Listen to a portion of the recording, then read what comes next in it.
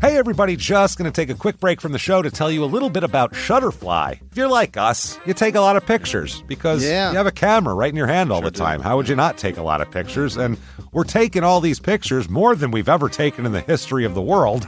What are you going to do with them all? That's the thing. You used to get a solid picture, and then you'd look through them, and you could enjoy them. Now they're like back on your camera roll. You can't even find them. You don't want that. That's why the cool thing you need to do, and what I did, and I think it's pretty cool, is create a Shutterfly photo book. Oh. What I did, and you're going to enjoy this, Jimmy, because I haven't showed this to you yet, but took all of our pictures from being on tour this year. Oh. All live show pictures, us backstage, us on stage, doing all that stuff, and like some of the venues and things, and made a little photo book out of that. Also, they have free 24-hour designer service as well. With their 24-hour designer service, a professional designer is going to lay out the book for you for free in just a day. Make something that means something with Shutterfly. Enjoy 40% off orders over $29 with promo code SMALLTOWN. See site for promotional details. And now back to the show.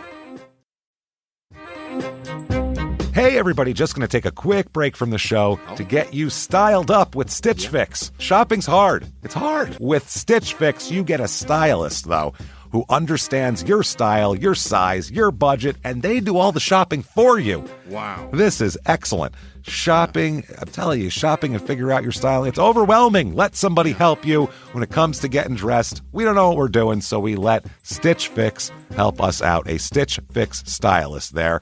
They know what works on us. We get the prices that make us look really good, and it feels good. You get some confidence boost walking around knowing that you're looking decent here. Oh, yeah. Yeah, we just give the stylist our sizes, style, budget preferences.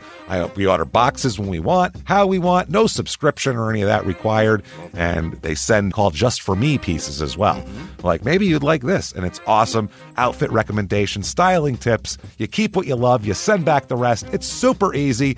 Yep. You can do it, and we are doing it because it's excellent. Personal styling for everyone. Get started today at stitchfix.com/STM. That's stitchfix.com/STM.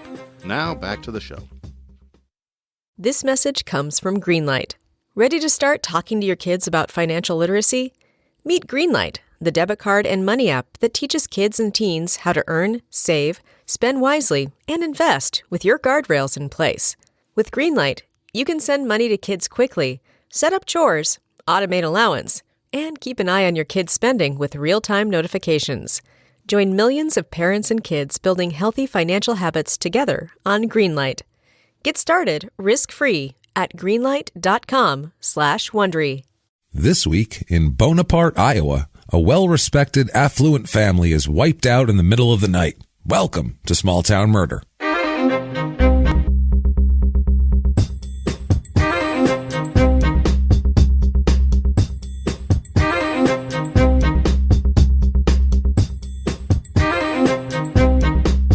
Hello, everybody, and welcome back to Small Town Murder. Yay! Oh, yay indeed, Jimmy. Yay indeed. My name is James Pietragallo. I'm here with my very sick co-host. Very sickly Jimmy Whisman. Yes, indeed. Jimmy is dying, but we are going to keep him alive with a story of horrific murder. Fuck yes. So let's do this. If he can get through this, we all can. Yeah, let's and do if it. If it doesn't work, I hope they crash a plane into some mountains on my way to Seattle. Maybe, and then you can get out of this Never misery. have to deal with this ever again. That would be bad because you're in bad shape. This but is horrible. Guys, thank you so much for hanging out with us, and thank you this week for all of your reviews. Yeah. They help tremendously. It's ridiculous. We can't tell you how much they help drive us up the charts and everything else. So if you have not done it yet, get on iTunes if you're on there, the purple icon. Yeah. Get on there, Apple Podcasts, whatever it is now. Give us 5 stars. Doesn't matter what you say. It's not for our ego. We promise. It's just for business purposes, and wherever else you listen to, give a review there. I don't know if you listen on Stitcher or Spotify or whatever.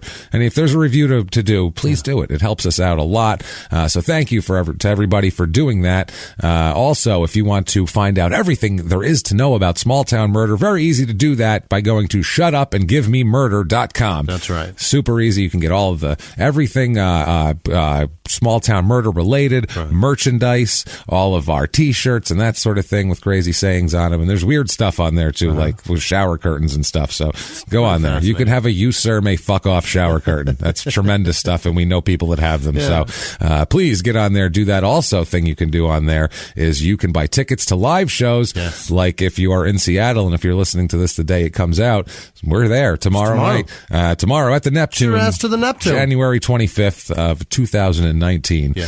We are going to be at the Neptune in Seattle, so get your tickets now. There's still a few left. And also February 21st in West Palm Beach, Florida, at the West Palm Beach Improv, which is a beautiful club. Get your tickets to that. Both have just a few left, so hurry up. Absolutely. Do that. Also from there, you can be one of our hero, fantastic, wonderful best friend producers. We appreciate you. Oh, God, more than anything, who we're going to talk about at the end of the show. You can do that very easily. You can get to these links right from our site, shutupandgivememurder.com. You can go to patreon.com/crimeinsports or go over to PayPal and use our email address, which is crimeinsports@gmail.com. And you can make a one-time donation there. And while you're at it, if you're going, what's Crime in Sports? It's our other podcast. Listen to it. I don't know what you're doing. It came first. It birthed Small Town Murder. That's true. And you do not, if you're like, oh, it's sports. I like you guys, and you guys are fine, but I don't like sports. You don't have to like sports. It's really not about sports at all. It's just happened to be, it's about idiots. It's about people criminals. like this show that happen to play sports. They just happen to play sports, and that's how we group them into a genre. Same with here. It's a small town. You know, I go, I don't really like small towns. I'm kind of a city person. It doesn't matter. You like murder stories, don't you? So shut up and listen to Crime and Sports, please. Please. With that all said, we do have to do the disclaimer. Have to get that over with. This is a comedy podcast, okay? All the story's real. All the facts, everything's real. We don't make things up for jokes. Yeah, afraid so, exactly. We're unfortunately, everything is real. We wish we made this up for jokes, because we'd be very creative people. We'd be the most brilliant people. But we don't. This is all real stuff, and you might say, what's so funny about murder? Lots of shit. Like everything around it. That's the thing. And we do make jokes, though, but we make small towns, bumbling police forces, people who murder poorly and can't do it right and have a poor dismount and everything else. So there's a lot to make fun of there. If that sounds good to you, awesome. We are going to have the most fun. Please stick around. Please stick around. It's a good time. It's just jokes, but we do. This is the thing. It's jokes, but we try not to, and we definitely don't make fun of the victim or the victim's family. That's how we do this. So that's it. That's it. We keep kind of focusing on the murderer and people who deserve it. So we do that because we're assholes, but we're not scumbags. Yahtzee. That's how this works. Yes, sir. And we do all that, and we have a good time. So join us, and you're already here. Wonderful. But if you think true crime and comedy should never go together, you should probably take off now. If you never want to joke, and take a hike. Sorry. Certainly. Go on. That's good. Real. It's a bad first date. You know, sorry. We're mismatched. Right. It's like all right. redheads. Sorry. It's okay. That's fine. But the rest of you, you're in the car. We're on the way to the liquor store. And you never know. If somebody accidentally sprays the little woman behind the counter's brains all over the Marlboros and the plastic vodka bottles, you're just as responsible now. You're involved, so no bitching afterwards. No doubt. Let's do this. Shout it from the rooftops and the cubicles. But don't get written up. Don't get written up if you're in a conservative office. Go into a bathroom and quietly mumble it into a balled up heap of toilet paper. Say it into your elbow like you just dabbed. That's it. Say, shut up and give me murder. Let's do it, baby. Let's go on a trip, Jimmy. Fantastic. What do you say? Let's do this. We're coming from North Carolina last week, where it was a depressing time.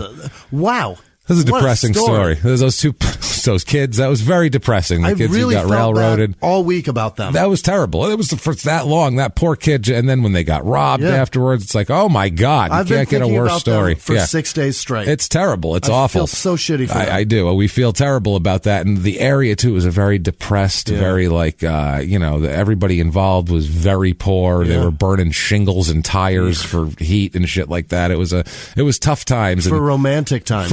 Time. Start a fire. Use the old shingles. That's there's a Goodyear. And when it gets to put blazing, a Goodyear on there. Throw that Goodyear over there. It's better than a candle. It's man, very romantic. Step back for those steel belts. Oh, Jesus Christ. So this week a little bit different. We're going to Iowa. Okay. We're going to Bonaparte, Iowa, like Napoleon Bonaparte, same spelling. It's in far southeast Iowa. Okay. It's way down in the southeast corner, Iowa. It's very close to the Missouri and and the Illinois borders. It's right there. Okay. You can go either way pretty quickly. There's an E on the end of this word? Bonaparte, okay. like the dictator, I guess. I was going to say dictator, leader, I don't know how you want to call it.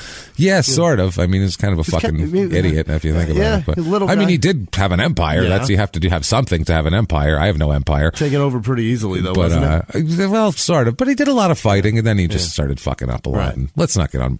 We have enough to talk about. Right. So this particular Bonaparte is 2.5 hours to Des Moines, Iowa. Oh. Very exciting. Yeah. You can get over there. 3 hours 15 minutes to St. Louis. Okay. It's over there, and 2 hours and 20 minutes to Norwalk, Iowa, which is episode 40 of Small Town Murder. Our last Iowa episode. It's taken us a while to get back to Iowa, and I have a couple lined up for Iowa in the pretty near future too. So it's like we're going to have feast and famine with Iowa over here. And so Iowa's an interesting state. We're going to have fun with it. A lot of murder porn. Is feast and famine. Feast and famine on the murder here, or the murder stories anyway that we're distributing. Yeah, it's in Van Buren County, named after Martin Van Buren, and zip code 52620, area code 319. It is 0.37 square miles, so it's a very small town in a rural area in the corner of Iowa. Motto here, and this is the most honest motto I've heard of a town, honestly, because normally they're promising more than they can deliver. It's the greatest place on earth, and it's, I like the ones that are just simple. Shitbag, Missouri. Yeah, something like that. This very honest. I feel like that's what they're going for. Okay. They're going to go, you know what? This is where honest people are. Get it. Motto, where dreams go to die. Yes. So, that's good. I think they're being, it makes me feel better. Yeah, it makes me feel better if I'm going there. No town motto at all. No town motto. Wow. No. When you find out how many people here, you're going to go, oh, that's why. We're lucky they pitched in for a website. 0.037 or 0.37? 0.37. Okay. So it's a third of a mile, third of a square mile. That's tiny. It's a tiny town. That's like 7 houses. Pretty much. Well, they cram them in there, but it's a lot outside of that. All around it is rural areas. That's the town proper, and then there's the rural areas of like incorporated with it. A property we're going to talk about this week is on 445 acres. Holy shit! So it's super rural around here. It is middle of nowhere, Iowa. That would be amazing. Yeah, it's the way you hear the life. But we'll talk about this first.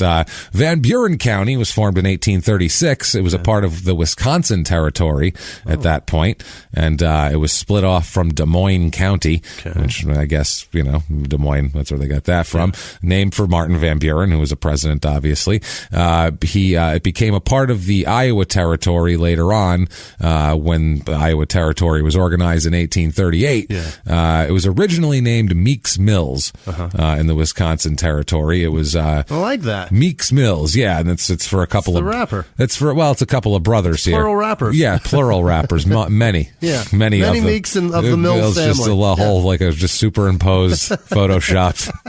It's a weird picture to picture in your mind. Real quickly, Martin Van Buren doesn't have a lot of shit named after him in this country. No, he's got a Seinfeld episode. Okay. I mean, that's he's got good. A street here the Van in Phoenix. Buren boys. That's not a good street. Everybody knows he's the 8th president of the United States based only on the Seinfeld episode. I only know that he is, I don't know what number he is. I just know that he is a president, and it's because I know that because I remember I was thumbing through the pages he's an when ugly I was a man. kid. That's what it was. He's an ugly, that's what struck he looks like me. an ugly old lady. He is fucking hideous. He's a hideous man, Martin Van Buren. And bald mean, on top too. And so much on the side. And he was a dick, too. He was a dick. He was known as a dick. You could tell by his face. Yeah, you could tell. He was big bulbous nose. No, that's the look he was trying to project right there. You see George Washington, he was a badass, George Washington, but he looks also a piece of shit. He looks, but I mean, he was like a tough, badass guy, and, a mean guy who would, he was he could do war. Right. You know what I'm saying? And in his picture, though, he looks pretty nice. He's like, hey, I'm going to present myself like a decent guy. I know I'm a badass. Whereas Martin Van Buren's like, I'll eat your children's kidneys. And you're like, this is weird. The only war he's playing, though, is like the card game, because he is so fat and dumpy. Yeah, I don't know how he won. I mean, he won the presidency simply by his face. They're like, we can't not vote for him. Shit, they didn't even know what he looked like back then. You think so? Fuck no. They'd just be, back then there was very little information disseminated. They saw the van and they were like, oh, he is royalty. Yeah, that's, look at him, man. Oh, he's got a van. He's got two names. Yeah. Look at that. So, the mills here, the river, there's a big river, the Des Moines River is here. That's the town is founded on that. Yeah. And that was a big part of the development, obviously. We always see water breeds towns. Yeah. That's how towns come about. The River Mill complex was owned by the Meek brothers. Got it. So they called it Meek's Mills. And that drew businesses and residents, and they had a woolen mill there. And so it was known internationally for the quality of the wool it produced. Oh. It was known as very good wool. Great. As Joe Mantegna said in the Money Pit about Shelley Long. She's good wool. So this is amazing. I love it. What happened to her? What has she? I don't know that I'd ever understood why she stopped being in movies. She is known as a total asshole that nobody likes. Yeah, she's known as a complete pain in the ass diva. Nobody likes her. She's like a Chevy Chase, basically. Oh, fantastic. Minus the talent. Yeah, if you put Chevy minus Chase. The medium talent. Medium talent. That is Bill Murray. And if you don't know the story, Bill Murray attacked Chevy Chase when Chevy Chase hosted an SNL episode when Bill Murray was a cast member. And as they were being pulled apart, Bill Murray pointed at his face and just said, medium talent, which is phenomenal. And he meant it. And I said immediately, if it would be the biggest compliment of my life if Bill Murray called me a medium talent. Right. That'd be amazing. I'd be like, wow. Well, if you're good and I'm medium, that's I'm getting way too much credit. But if you think you're the greatest thing in the world because you did Fletch and the Vacation movies and Caddyshack and all those other those shit, were fine. They're great movies. And then the rest of it. The ego is inflated. And then Bill, you had an ego before that. Bill Murray just brings him down with Chevy Chase medium talent. Medium talent. With that accent. Chevy Chase was a rich kid, grew up on the Upper East Side. That's what it was. Crane toilets. Okay, yeah. That's his dad. Okay, yeah. Fucking jerk. And then Bill Murray had like 9 brothers, and he was not. They came from completely different mean backgrounds. Streets of Chicago. Yeah, he's a good, funny guy.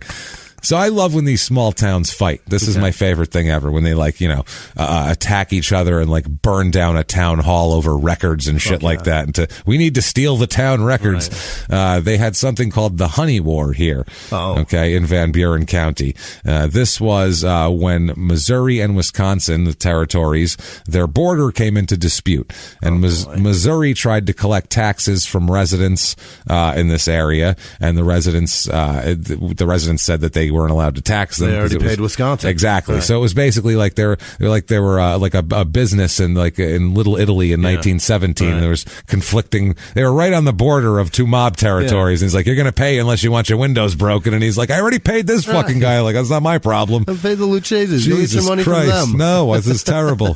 The Gambino. No, well, Jesus. The difference is it's Wisconsin versus Missouri. Well, I'm not as scared of them as I am John Gotti. No, I'd be scared of these residents, though, as we'll talk about in a second. Well, tax agents from Missouri tried to collect taxes in what's now Van Buren County and Davis County, and the Iowa residents carrying, this is amazing, this is where this came from, literally carrying pitchforks. Yes. A bunch of farmers with fucking pitchforks and torches, literally an angry mob from a cartoon, chased away the tax collectors. Awesome. Because if a bunch of farmers are coming at you with pitchforks and torches, you run. You run. That's my favorite scene in Oh Brother Where Art Thou, when they're walking up the street. Yeah. And they're like, "Is this so-and-so's farm?" He's like, "Who are you?" And then the little boy's got a fucking rifle. Yeah. And they're like, "We're here to see, I'm your daddy's cousin." He's like, "I nicked the census man." And they're like, "That's a good boy." That's exactly right. So it's literally a scene of an angry mob of pitchfork wielding farmers. Fantastic. In overalls, murder pants abound. This shit is crazy. Chased away the tax collectors, and then the tax collectors chopped down 3 honeybee trees to collect the honey for partial payment. This is what we're talking. This'll do. We'll take their honey. Yeah. So that's they don't do that now. This'll do for now. They don't. If you owe money, nobody comes over and looks in your fridge. Right. And it's like, "What do you got there? What do you got? Cream cheese? What do you got? A half pound of ham? I'll take that. I like sandwiches." Like, cheese is expensive. Here's a fucking pound of it. Fuck it. What do you got? Goat cheese? That's really expensive. So this Missouri governor, Lilburn Boggs, sent 11 mounted members of the 14th Division division of the Missouri State Militia under Major David Wilcock to the disputed border to protect the tax collectors from these people. This has turned into like a military standoff here for, a militia standoff back then. But this general wasn't going to kill people over this. He basically said, you guys need to figure this out, like to the governors and Congress and everybody. They said, I don't know. We're not going to fucking kill a bunch of farmers because they didn't pay you taxes. We brought peanut butter and bread for those honey sandwiches. You don't like how much honey their trees produce. Like, sorry, we're not doing this here. So an Iowa mob ended up capturing the sheriff of Clark County, Missouri, and incarcerated him in the jail in Muscatine, Iowa. Incarcerated the sheriff? The sheriff of Clark County, Missouri, for trying to protect tax collectors. They kidnapped this guy, or arrested him is the way they put it, captured him. The Iowa militia was also the Iowa territory governor tried to get them to stop and everything like that. The authorization for a total payment of $46 to the Missouri militia was for 7 days active service. By the way, that's how much money. That's what they made a week. That's what these guys made a week here. $46.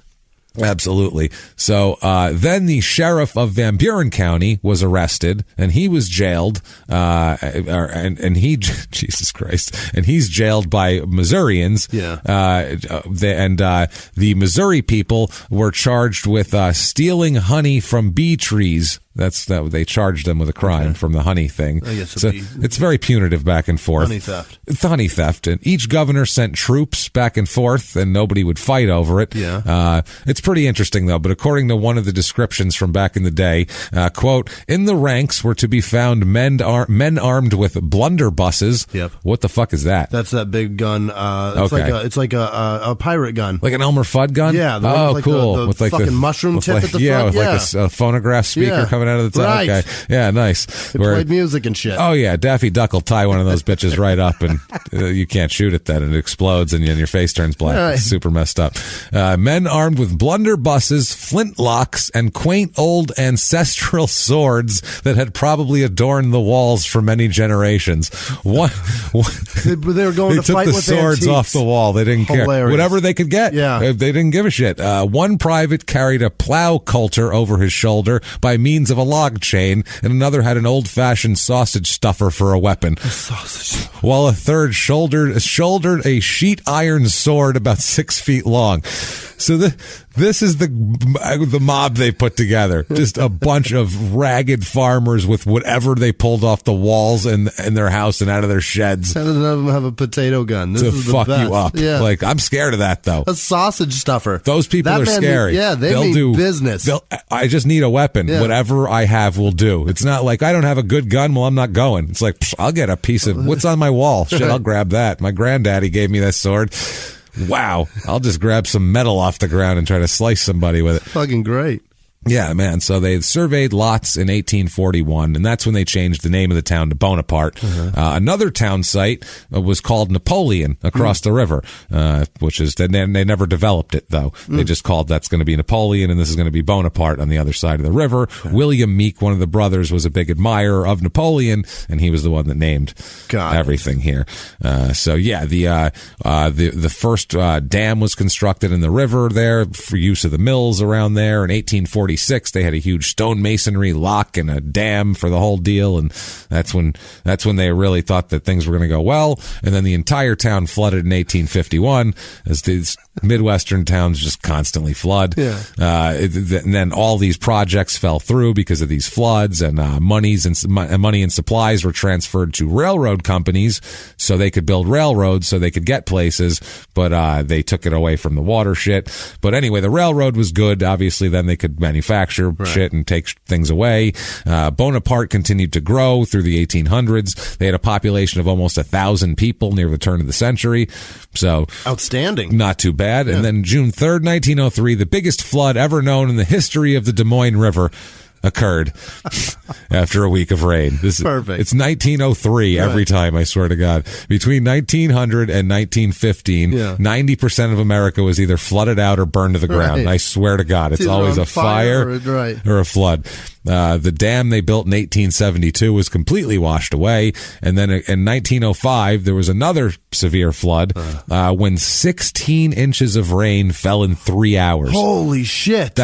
It doesn't even seem possible. That seems like sheets. That would have to be just water. Pouring. Solid water out, not even drops. Wall of water. Just walls of water. That's fucking crazy. But the railroad bridge and the wagon bridge were both washed out. Okay. So that also destroyed dams and 14 buildings on Main Street. And also they had a huge fire that year, too, later on. It flooded and burned. As soon as it dries out. This is a small town murder, whatever it's called for the double. This is perfect. This is the daily double. I was going to say the daily double of this. Now, after that, within a 5-year period, the population dropped from 969 people to 643 people. So, I mean, once half the town's messed up, people just left at that point, unless they had a lot of stake in land or something like that. From that point on, it never grew again. Really? It pretty much stopped its growth. Just started dwindling from there on out? From 1905 on. Hilarious. Pretty much, yeah. The manufacturing and agricultural industries weren't that powerful anymore. So it's not terrific. In 1986, Bonaparte's downtown businesses, 1986 this is, everything started disappearing. It was total like typical 80s small towns dying, John Cougar Mellencamp song. Got it. It's just everything that's happening right here. I'm an idiot, so I just saw like David Blaine making them disappear. No, like they're just like they weren't. People woke up and they're like, "Where'd that building go?" Hey, we had buildings yesterday. Hey, y'all, that was the movie theater yesterday. I'm not crazy, right? No, it was. There ain't even no rubble left. It's just gone. Not even a footprint. There ain't even crazy. Foundations gone. That thing had a basement. That one theater was downstairs. It must be 30 feet deep, and it's just dirt. I don't know how they did that shit. No, this was just boarded up. Main Street boarded up. People are just leaving. People are leaving. Things are poor. Yeah. It's not going well, basically. So they ended up, rich people in town and things like that. They tried to develop it back. People wanted it to restore the things they had left, the downtown buildings that had historic architecture and things like that. They were trying to help things stay open, but it's been not great there. Like we said, in 1910 they had 597 people. Jesus. That was 1910. Right now they have 419 people. My Christ. So it has just stayed. Over. It has since 1940, they've never had an increase in a census Not of people. once. It's been negative every census since 1940. Incredible. Which is fucking bonkers. Is there any other town like that in America? I mean, little We've ones in the Midwest like this. This is crazy. We'll cover them. We'll get there. We'll find them. People in this town, it's 419, down 10% since 1990. Okay. So they're fleeing. Median age is 34.7, which is about 3 years younger than the norm. Okay. Male population's almost 52%. So it's like backwards of what it usually is, with male and female. The ages here, 0 to 9-year-olds, kids are twice as high as the norm. Interesting. And 25 to 34-year-olds is a high demographic, and then everything else is low. Okay. So it's weird. Everything else is under. Town's lasting, babe. It's weird, yeah. Married population's actually under the norm. It's about 49%, but it's pretty close. Widowed's a little bit high. There's a few old people. Divorce rate's twice as high. You got a lot of little kids and a lot of people 25 to 34. Sure. So you're going to have divorces with people that are 26 years old that have 3 kids. And that's going to cause fights sometimes. And that's what happens here. Single with no children, very few of those though, 3.7%. Wow. Not a party town here. A lot of single with children though, people. Okay. Almost a third of the people are single with children. Okay. So race of this town. Wow. 99.25% white. Yeah. So that's Iowa. That's Iowa. 0.0% black, 0.0% Asian. What? 0.0% Native American, 0.0% Hispanic. The other 0.75% is 2 or more races. So they have like 8 people who are like part something, that is but amazing, also white, but insanely white, but also super white. So it's basically 100% white. It's 100% white, and on the stat here it says 100% non-Hispanic. That's Jesus Christ, which sounds like an ad for a Nazi rally. 100% non-Hispanic. Jesus Christ. Religion in this town, it's actually lower. It's usually 50-50. Here it is 39.6% are religious. So it's younger crowd is going to be less religious normally. Methodist is the popular religion here. It's about 15% Methodist. Everything else is pretty low. 0.0% Jewish. Not farming much corn here. And 0.0% Muslim. Not surprising. It's a pretty conservative town also. Van Buren County itself is because they don't have the exact voting for this town because it's so small.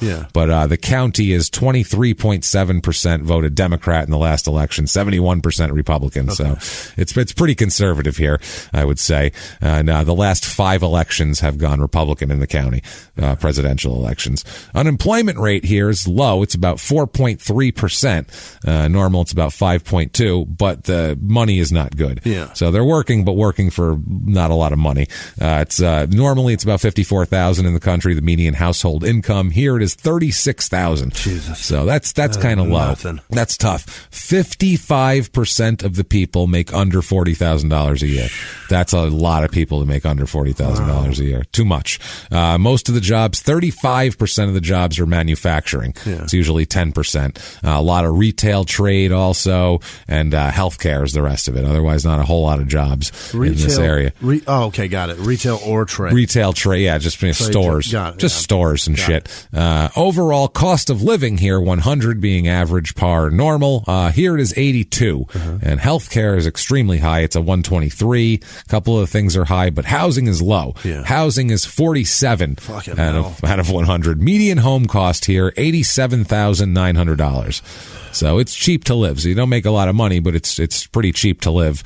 Most of the houses are, we're talking a 60%, 65% of the houses are worth less than $60,000. So it's, You can buy 3 houses there for what you can buy a 3-bedroom here. Well, let's find 3 of them. You know what we can do? We can find out because we have for you the Bonaparte, Iowa Real Estate Report.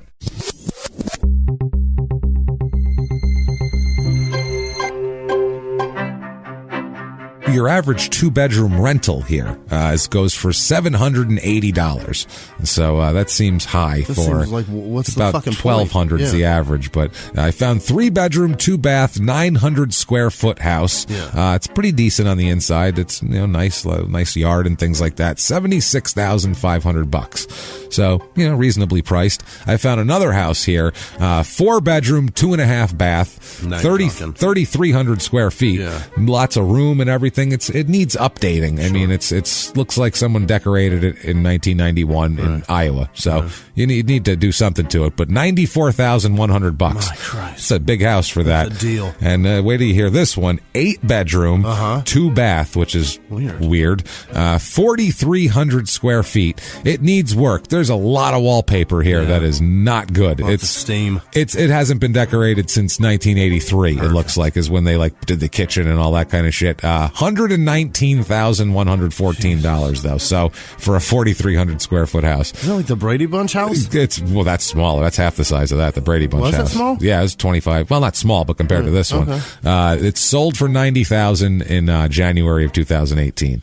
Wow, this big house. So if you bought it then, you got $30,000 equity. You got something. You're crushing it. You're crushing, babe. But things to do are very important here. They have the Bonaparte Fall Festival. That is all they do here. It's part of the Scenic Drive Festival, and they have fall citywide yard sales are part of the festival. Part of your festival is yard sales? No. Are you out of your fucking mind? No. That's not a festival. No, it's a flea market. Clean your basement out and sell your shit in your lawn, and that's a festival? No, that's... Do that shit on a random Saturday and let's have some fun. If you left it out there and went inside, it would just look like you're all white trash. Right. That's all it is here. Inflatables fun for the kids. kids. I don't know what that means. Bouncy houses, I guess. Just put bounce house on there. Vendors, jukebox, I can't even say it. Jukebox Vittles food wagon. Jukebox Vittles. That's the name of it. With corn dogs, funnel cakes, etc. Who's eating at that fucking thing? People from Iowa. Vittles. These people. If it's called Vittles, get the fuck away from me. I don't want it.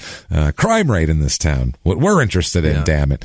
Property crime here is about 20% high. Yeah. It's a little high for a small town like this. Violent crime, murder, rape, robbery, and of course assault, the Mount Rushmore of crime, is 25% high. It's pretty high here for a small town, but that could be last year. Two extra things happened. When they also know who did it. That's the thing. When you're dealing with less than 500 people in a town, any stats we give you are, I mean, it's hard to get an accurate reading on what it is because there's not enough of a group to even focus on it. You can't pinpoint shit here. But Hey everybody, just going to take a quick break from the show to tell you about the safest sponsor ever, Simply Safe. Absolutely, these people will keep you safe. It's amazing. You know that every 26 seconds a burglary takes place in the United States, according to the FBI. That means that by the time this podcast is over, dozens and dozens of homes will have been targeted, ransacked, God knows what happens here. So protect your home before it's too late with Simply Safe proactive security system. Simply Safe helps stop threats before they even have a chance to break in. Named Best Home Security System by U.S. News and World Report 5 years in a row. And by us for about the last 8 years as well. If you trust us, believe me, you want Simply Safe. So visit simplysafe.com/small to claim 50% off a new system with professional monitoring plan and your first month free. That's simplysafe.com/small. There's no safe like Simply Safe. Now back to the show. This show, Small Town Murder, is brought to you by BetterHelp. Get yourself some therapy, everybody. Honestly, here. We often hear about, red flags that you should avoid. Hey, that's a lot of a thing. It's become a real phrase now, real cliche. But why don't you focus also, you look at green flags in friends and partners. Look for good things as well. Right. And maybe you're not sure what that looks like, though. Therapy can help you figure that out. What are positive things? What are the green flags? And then you can practice them in your relationship. It's absolutely a fact. And so, honestly, we absolutely are huge advocates for this. It really, really helps. BetterHelp is fully online, making therapy affordable. It's convenient. They serve over 5 million people worldwide. You can access a diverse network of more than 30,000 credentialed therapists, wide ranges of specialties there. Here's the coolest part. You're not getting along with your therapist, you're just not feeling it, you can switch at any time, no extra charge. Wow. The thing is, they want you to get help. That's it. And you can do it with BetterHelp. Discover your relationship green flags with BetterHelp. Visit BetterHelp.com/smalltownmurder today to get 10% off your first month. That's BetterHelp, HELP.com/smalltownmurder. Now back to the show. Let's talk about a murder that happened in this town. This is interesting here. Let's talk about a family first. Okay. Let's talk about a nice family. Yeah. Why don't we? Let's talk about first Michael and Sandra Bentler. Yeah. They're a couple. They're married. They're married for years. They have a nice family. They live in Iowa. They're very white, as you might imagine. 0.0% anything else here. But they're very successful. Okay. They have a nice businesses. They own their own business. They have a very successful lumber yard and a grain elevator business, which I got to admit, I'm a little jealous here because since I was a little boy, just a little boy, I'd sit in my bed in New York at night and I would watch like a Yankee game, and other kids were dreaming about being Don Mattingly. They were dreaming about being, Lawrence Taylor, things like that. I sat there and I said, you know what I want? I just wish I had my own grain elevator business because I see all this grain everywhere, and I'm like, where's it going? So someone needs to put it on a different floor from where it is now. Somebody's got to get it to the top of that silo. And I need to be the guy to do it, I think, because I don't think anyone else could do it like me. And it never came true. I'll be honest with you. I ended up doing this, and this is fine. Yeah. It's good. It's a living, and it's, it's okay. It's sort of a passion and everything. Get to hang out with you and would have been a nice sales pitch, though. By the time you figure out how to pronounce my name, I'll have all that grain elevator. Top floor, baby. Right. But I look at this, though, and I'm like, I think about it now, and I'm like, this would be so much better if we did this show, but in the background, faintly outside, you'd hear a grain elevator rising to the top floor. I feel like I'd feel more fulfilled. And anybody complained about it, but that's my fucking grain elevator. I got a business to run. Listen here. People will be like, okay. I got bills to pay. That sounds important, I guess. I don't know. Because no one knows what that is and why. Grain elevator. Hilarious. It's amazing. So 1987, they're so successful. We'll talk about their family in a moment here. But in 87, they're so successful. They have 445 acres of property. That's their property.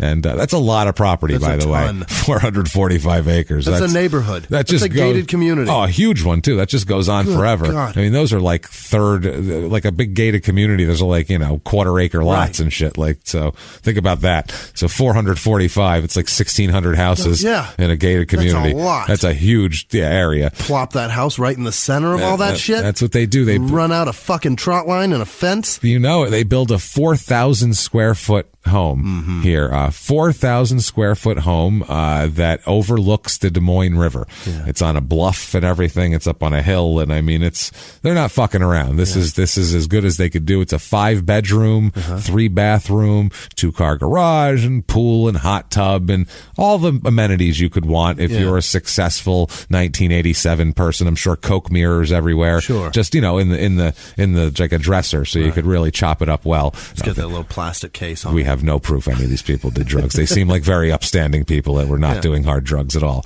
But I mean, it's a big, beautiful house. Everybody says it's like a Norman Rockwell painting. It's like, this is, middle America dream of like this big house on your property and your own business and all this type of shit, nice though. And they've updated it over the years too. They kept it going. They put in stainless steel and granite. They're very much into the house. Basically he built it. Michael oversaw the building of the house and the planning of the house, and was all about details, and wanted his family, and Sandra too, wanted their family to have a nice house. And so they really, really go off on this goddamn house. They have 4 kids here. Now, Michael has other children from a previous marriage. He has a child from a previous marriage. So he has more than 4? He has more than 4. He has a son from a previous marriage. But I'm so sorry. Sandra has a son from a previous. Did I say Michael? Yeah. I'm sitting here going, I'm picturing a woman and saying Michael. Sandra, the mother, she has a son from a previous marriage. She has 5 kids. She has 5 kids, but then there's 4 kids total in the house that live here. Got it. Firstborn is the oldest, named Sean, with a W, with an H and a W, not the scene variety. So Sean is the oldest, and then they have 3 daughters after that. Yeah. All daughters for the rest. They have Sheena, Shelby, and Shane. Oh, Jesus. Are the daughters. So they enjoy, all of the names start with SH. Got it. They're all that spelling. Okay. So it's like my grandparents did that shit with K's. Yeah, it's neither of them are named K, and they just named my mom Kelly, and then from then on out everybody got a K. Kathy with a K. Oh, well, Karen and Kenny. That's Catherine. It's actually Karen. It's Karen, and they call her Kathy? No, there's Karen and Kathy, and her name is Kathy. Karen and Kathy. Just straight Kathy? Straight up Kathy. Okay. Wow. Bang. With a K. Bang. Take Kathy. Deal with that shit. Kathy in that ass, motherfucker. Enjoy that for the rest of your life. Take that, Kathy. That's brutal. Jeez, sorry, anybody out there named Kathy. Yeah. You must be very sad. That's what Jimmy's saying. My uncle got Kenny. Oh, no, Kenneth. It's actually Kenneth. Yeah. Everybody else has I guess Karen's a real name. Yeah. Well, yeah, you're Jimmy. Yeah. Well, my mom's Kelly with a fucking E. Kelly with an E? Yeah. I-E? No, just an E. K-E-L-L-E. That's brutal, man. Right now? My grandma forgot how to spell. My pen died. Yeah. Fuck it. That says E. The people figure it out. That they know that's spells Kelly. You two. They know we mean Kelly. Never mind. Shit. I give your grandparents the panhandle accent. I don't know why that is. Well, because they named their kid Kelly with a fucking E and nothing else. A hot piece of ass Martha. That's why. Martha, man. She's a hot piece. That's a Crime and Sports reference. Listen to Crime and Sports and you'll understand why Martha's a hot piece of ass, as we would say. That's Jimmy's grandmother. Yeah. It's a long story, honestly. It's not as weird as it sounds. So, it really isn't. So, this whole beautiful home. He's got 4 kids. It's a picturesque environment, for what people want. The Bentler family is doing fine. Sean, I'm sorry, Jesus Christ. Yeah, Sean, the older one. Son. All these names. I'm like, I was going to say Shane, and then I'm like, no, Sean, and Shane's a girl. Okay. So we have to know that. Sheen is a girl. Sheen is a girl, and Shelby is also a girl. Got it. So, Shane, the oldest one, Shane, God damn it. Sean's the son. This is what happens, Michael. Yeah. This is what happens. Damn it, when Michael. You do this. Stop doing this. So Sean, the son, the oldest child, he grows up, went to Harmony High School in Bonaparte, grew up in Bonaparte, never has any trouble. The son, he's a nice kid. Everybody says he's a nice kid. He ran track in high school. Yeah. He was in his senior class or his class in high school, 40 kids. Wow. 40. That's awesome. 40. You can stand out there. Dude, the school probably has 150 people in it. Can you imagine going there? I might have a chance of being valedictorian there. You might have a chance of being the quarterback on the football team there, Jimmy. There's 40 kids in the whole class, 150 kids there. This is awesome. I went to a high school with 2,500 kids. We had 2,000. It was a lot of 2,000 kids. It was a lot of kids. That's about seems to limit the stuff into one building before we'll riot. We don't want to get any more of that, any more than that together. They'll take over this place. They could burn this place to the ground and overrun us. Basically, it's like a jail. Right. It's the same thing. Yeah. It's overcrowding limits. Certainly. We can only control this many of them on one property. So but they had 30 kids in a class. Oh, God, 34, 32. Oh, shit, I think my biggest class I had 36 in a class. I remember. That's a lot of fucking kids. That's a lot to herd. Too many. I remember kids, we didn't have enough chairs in certain classes, and kids would sit on the heaters on the side of the class, by the windows. Yeah. I was like, this is not okay. We had just ledges where there was cubby things. And sit on the ledges. Wonder why most of us aren't going to be successful. Weird, right? That's strange. Isn't this odd? Strange thing. And then they go, we're doing great. And to map out your high school career, go see a person that doesn't know you and knows about two you. Shits about you. Or care about you. If there's 40 kids in your class, the guy does know you. He's probably had dinner at your house. He probably knows you well. He was probably there when you were born. Right. I feel like this is crazy. It was 400 people. He almost fucked your mom if your dad this close. In there. This close. He probably might have. He he took her to some harvest dance back in the 12th grade or something. He felt her up a little bit, but it didn't work out. There's conflicting stories about how far it went. Right. You know what I'm saying? There was a Ferris wheel involved and a funnel cake. It's very creepy. Now every 4th of July, they don't even make eye contact. Nope. It's very weird. Whatever the fuck they do at the festival there, the Bonaparte festival, they attended yard sales. He doesn't come by buying anything at their yard sale. No, definitely not. It's just bitter memories. That's all he'd be buying at that yard sale. But the parents here, Michael and Sandra Bentler, were well respected. Both of them were always at all their children's activities. If they had a concert or something like that, they were there. A track meet, both parents were there, cheering, being good parents. They supported their kids. They took care of their kids. They did a good job raising their kids. Basically, they tried anyway. They did their best. Now Sean Bentler, in 2002, he moves out, gets his own place. He's about 19 years old at this point. He gets his own place. He gets moves in with another guy. He moves in with another guy. He has roommates, obviously. It's what people do. They move into the Trace Apartments in Quincy, Iowa, in the summer of 2002. And Sean attends John Wood Community College. So, he's going to live a 19-year-old lifestyle. He's going to live in an apartment with 2 other dudes and go to community college. No shame in that. Try to get some chicks, drink beer at night, be a jerk off, whatever. Who the hell knows what he's doing. College records show that Sean dropped out in November of his first semester. What? So he lasted 2 months. Yeah, 2 to 3 months. 2 months at best. September, October. Yeah, that's it. And he's gone. So dipshit. Didn't even make it the first semester of community college. It was a little too much for him. It's a little much, but maybe I understand why, because it's right around this time that Sean has a daughter with a woman named a kid at that point. Christ, they're both 19 years old or something, named Kasha Pickard. So he has a daughter named Chloe at that point. So now he's got a responsibility. So you maybe say so. maybe no time for community college. That's basically 19 years old. Jesus. Yeah, his whole plan went right out the window. He had a plan. Yeah. He had a plan. Yep. He grew up watching like Spring Break on MTV. He's the right age for that, and he sat there and he's like, I'm going to do that someday. Yep. And not in Iowa, but my first step is get my own apartment. Yeah, I'll fly down to Miami one day. I could do it. Yeah. I'll just save up some cash.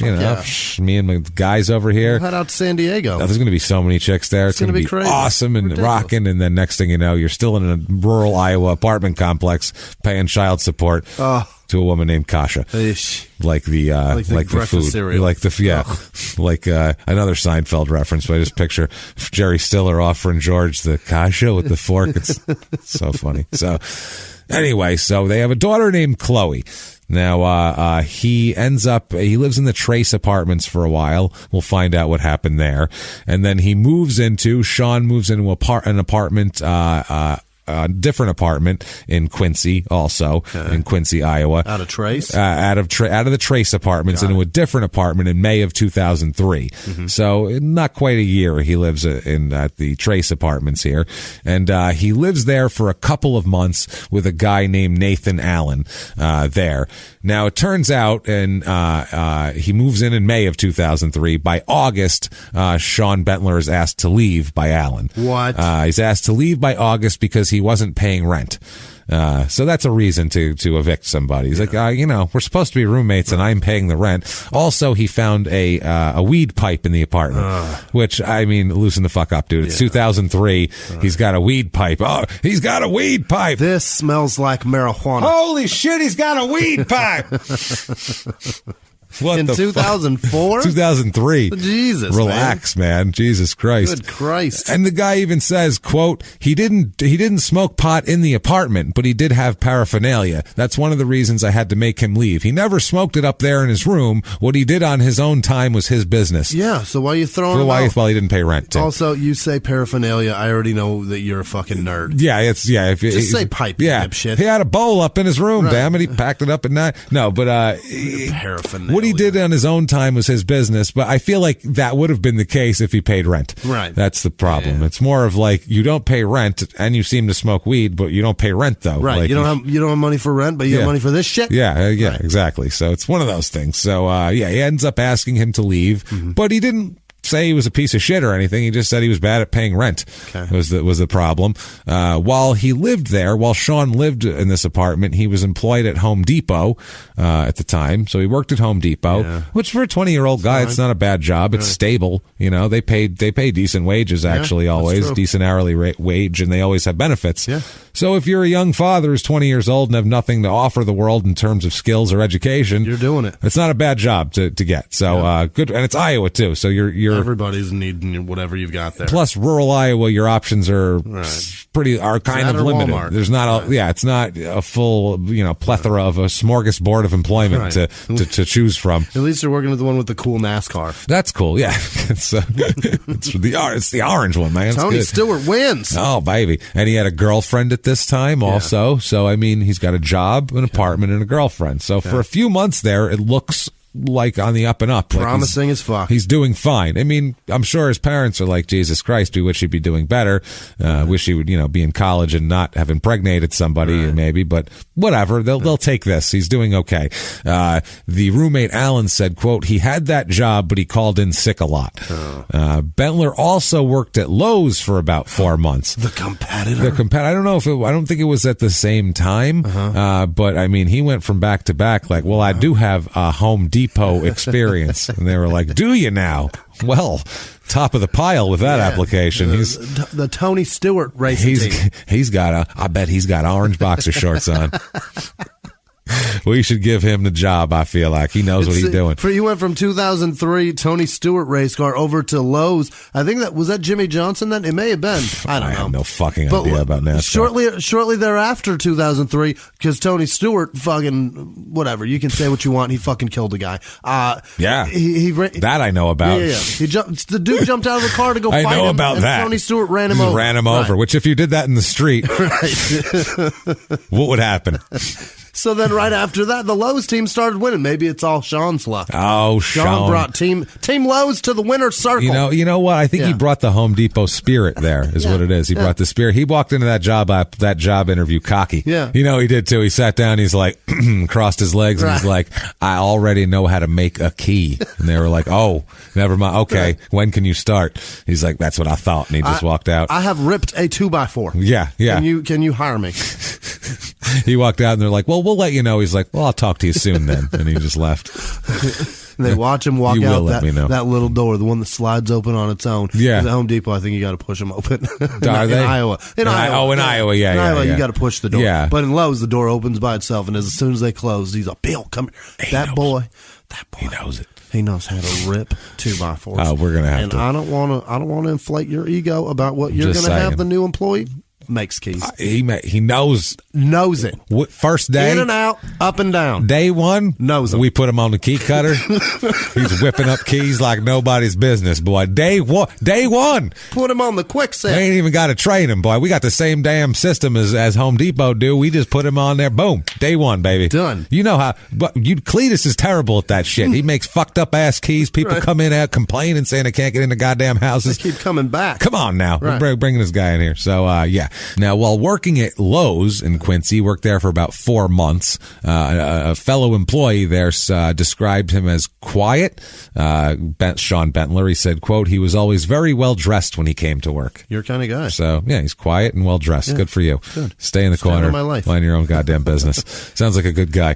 So, I got paraphernalia. Can you come outside with me? Yeah. So, his one friend here, Gratz is his last name. He says that at this point, Sean Bentler moved to Mount Pleasant, Iowa. This is in 2003, and this is to work for his father. So now Sean is going to work for his father Michael's business. Elevating that grain. He's elevating some grain. This is actually this is the lumber business, is what he's doing here. And they said that Sean made good money this time. He would help him. I guess they said he would help him with whatever shit they did for houses, because they would like build. He was like a builder too. His dad. He did lumber, and he would actually cut the lumber and then build houses with it. And he's the boss's son, so he can get a better rate than everybody else is going to get. That's the thing. Great money. Yeah, so he was helping his dad with that. He was, I guess, he was learning the ropes basically of how to be the main guy of a construction / lumber / grain elevating outfit. You keep elevating like that, you're going to own this, boy. Son, let me tell you something. You're a natural. Yeah. It's in your genetics to raise grain up an elevator, because I thought I was good at it, but you could be better. Is what I'm saying. You could be like the Peyton to my Archie. Right. So don't cry, boy. Do you like Eli better? You like Eli? Come on. So he's good too. It's all right. He was good at one point for about 5 minutes. For about a 5-minute period in a Super Bowl. Twice. So twice. In the same, yeah. He picked good times to do it, but So he ended up this lasted from 2003 into early 2005. Mm-hmm. This is this job here. For some reason, he leaves the job with his dad.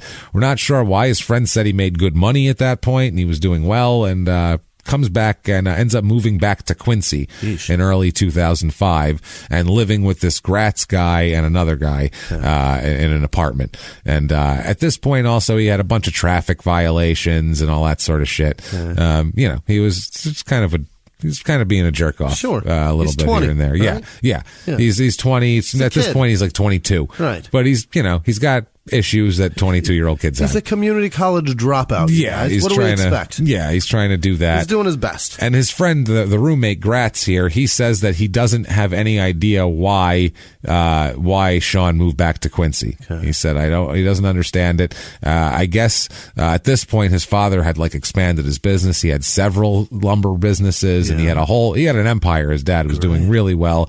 His friend said that Sean didn't seem to have any of he wasn't motivated like his dad, and he didn't have any of the business savvy like his dad. He was just kind of the genetic pool thinned a bit in that end is one of those things. Also, he's a 22-year-old who smokes weed. Give him a little bit. That's the thing. You give him time, but also it's a lot of times it's just the way it is. I mean, to have that sort of thing and have all these businesses, you have to have a certain drive that pushes you to go do things every day and really break your balls. And not everybody has that. And it's just the way it is. And a lot of times too, if you're raised kind of, in a nice environment and have everything easy for you. Archie Manning does have 3 sons. Yeah, there you go. One of them does not play in the NFL. No, I think he's nor a coach. did he ever. I think he's small though. That's why. No, I think he's bigger than the other two. He's just a fucking giant What's his meathead. problem? Jesus Christ! He should be embarrassed. He did really well in some business, but it's because his last name is fucking Manning. He should be embarrassed if he's a Manning and he hasn't. No, embarrassed. Embarrassed. I don't even want to hear it. He is their Sean. So he is. He's their Sean. So his friend here, the Gratz guy, his roommate said, quote, "I do know that he felt he had a lot to measure up against when it came to his family." Okay. So he did feel pressure from his family as just to live up to what they expect, and they do well, and he wants to be like that also. May of 2006, Sean is arrested in Quincy for possession of drug paraphernalia. It was a weed pipe. He had a goddamn pipe. He had a pipe. So this pipe has gotten him in way too much trouble. Yeah. He really needs to just learn how to roll a fucking joint or a blunt or something, or flick that shit out the window. Get rid of it when it's done, and smoke it down and then toss it. Don't even keep the roaches. Put it out in some water and eat it. Yeah, that's do your thing, man, because this pipe is getting you. You're having problems here. But he's trying to make it last, Jimmy. That's what he's got to parse it out in little bits. I understand where he's coming from. We've all been there. Yeah. We've all been there. Plus, this is also 2006. This is before places had dispensaries and shit like that. If he runs out, he's in the middle of Iowa, he can scrape the bowl. That's true. And he's going to smoke some resin ball. Hey, you know what? You can be mildly stoned and have a headache for an hour. It's better than nothing, I guess, if you're in the middle of Iowa and you work at Lowe's. Better than sober in Iowa. So he's arrested for that in May, and then September 19th he has a court date and he misses the court appearance. So he blows off a court appearance for the charge, which that you can't do. No. Can't do that. At this point, or around this time, from after May of 2006, around the time of the big bull bust that he had, that cop must have been proud of himself. I got it, everybody, calling it in on the radio. It's a big one. Right. He's a trafficker. He slightly looks Cuban. I think he might be a Colombian or some sort of South American or something. There is damn near a gram in this. It's the mother load. It's a half a burnt bowl. The whole top is he didn't even burn it a little at a time so he could get a green hit every time. He just burns the whole top. He's an impatient asshole, but it's just I hate when people do that. He used the torch too. Oh, you son of a bitch. He just destroyed it all. Now it's all going to taste like ashtray. I know it is. He messed it all up. So anyway, it's at this point he's selling used cars. Oh no. So he's moved on to selling used cars, which it's odd that he goes from I feel it's almost like he worked at Lowe's and Home Depot, which are, take this, move it over there, help this guy take this shit to the car. Right. Then he went to work with his dad, and he wasn't on the lumber team or anything. He was in the office. Right. So I feel like he got it in his head, I'm not doing labor anymore. No, I'm done with this. I'd rather put a collar on. Yeah. I've been wearing a very nice Oxford for the past few months. I got a bunch of khakis now. What am I supposed to do? No, I got a whole bunch of khakis. Right. I'm not doing this. They're real nice ones too.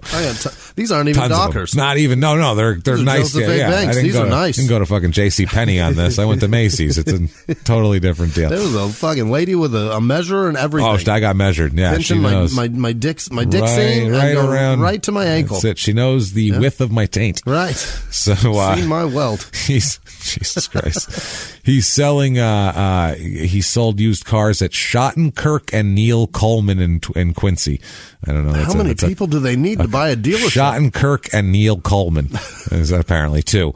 Okay. Schottenkirk and Neil Coleman are two people they need to sell cars. There's only one Schottenkirk in that town, but there's a few Colemans. You got to specify which Coleman. It's Neil. You know Neil. Right. No, Schottenkirk and Neil Coleman are two just separate used car dealerships. Oh, okay. Neil Coleman has one. Then Schottenkirk has his own. Got it. He's got his own business over there.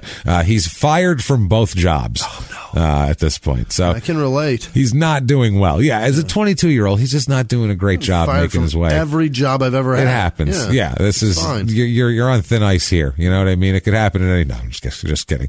We're going to fire each other. I fully expect it. This job, the job that I work, I got fired from it too. The normal job. everything. your day Everything, job. Yeah. We got it back though, but that was temporarily fired. Whatever. It was for some. Yeah, that's what happens. Who knows about tomorrow? Who knows? That's what I mean. Jesus Christ, this is nice because we can't be fired from this. This is true. We do this, so you can't fire us. We'll still keep making it. I'll do it. I don't care if no one listens. I'll show up. I'll do it on spite. Punch this fucking clock. On fucking spite, I'll make this show and put it out with you. Me and you will do this shit on spite and put it out if people don't want it. I don't care. You don't like it? Well, here it is. It is again. That's right. Yeah, guess what? It's Thursday again. But here it comes. Oh, bend over and open up, bitches, because here it comes. Small town murder. Right up the old poop chute. Here it comes, guys. Let's get it on. So, anyway, he told while he was trying to plea for his job with Neil Coleman. You know, Neil's a taskmaster. When Neil fires you, you stay fired. That's actually the town motto of Bonaparte. When Neil Coleman fires you, you stay fired. So he tells old Neil here that his father died of a heart attack.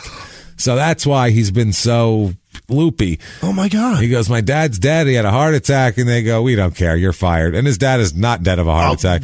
Michael is fine. He has not had a heart attack. Thank God. He's 100% fine. He used that as an excuse of why he was a shitty employee. His dad's dead. My dad died, so my head hasn't been in the game, and I don't show up sometimes, and I smell like weed most of the time. Sounds like he showed up to plea for his job high as fuck. He probably did. I'm sure he did. You got to when you plead for a job. What are you going to go in there sober and be you got to be like, listen, man, I don't know. You got to be kind of chill about it. It takes them taking a stand and standing their ground. It makes it a little easier to digest. Yeah. When you got a head full of weed. That's probably, I would think so. The no is going to be easier. Why he was fired here. Apparently, he was fired in late September at work. They just told him you have to go home now because a fellow Neil Coleman employee saw Sean drinking in a bar while he was supposed to. I guess he was supposed to be working too, but that wasn't the problem. That wasn't the issue. Apparently, this employee offered condolences about his dad. Yeah. Because apparently they were like, listen, you got to straighten up. And he's like, look, my dad just died, and they were like, oh shit, we're sorry. That's understandable. Just, pull it together and we totally understand it, whatever. Yeah. So he goes out to a bar and he's drinking and another employee comes, sees him and he's like, holy shit, dude, sorry about your dad. And Sean replied, quote, I was never that close to him anyway. Oh my God. So that's all he said. Now, meanwhile, that's a lie and his dad's not even dead. You just worked for your dad like 4 months ago, bro. That's the thing. Yeah. And he lies. He has some lying that he does to just as 22-year-olds do, 23-year-olds, but he's trying to make himself sound better than he is. Like the Gratz guy, the roommate, said that Sean liked his job selling cars, actually, because he was good at talking to people and shit like that.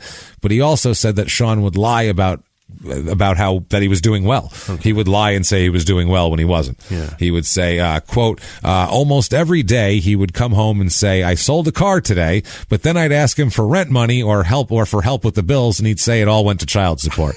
So he, How much do you make on a car, man? You need to start selling these a little higher. I mean, they're used cars, but still, you'd think he'd make something here. Get your commission. Apparently, Michael and Sandra, the parents, would come to Quincy once in a while to visit. They'd bring him food, or they'd take him shopping for food. Sure. Like, they'd literally go there, pick him up, take him to the store, and he'd come home with, a couple of shirts and a bunch of groceries. Wow. They'd, take him shopping. Like, hey, let's do a drop-in and do let's go wipe Sean's ass. Yeah, we'll go. That's a great way to put it. That's pathetic. Let's go start Sean's Orange, and then we'll fucking get back here. So, that's basically what he would do. Let's go bring him a bunch of cuties and start them all for him. Just he could leave them in the fridge like that so he can have them later. Wow. So apparently they said they take him shopping. In early September, the Michael and Sandra met Sean at a park, Reservoir Park in Quincy.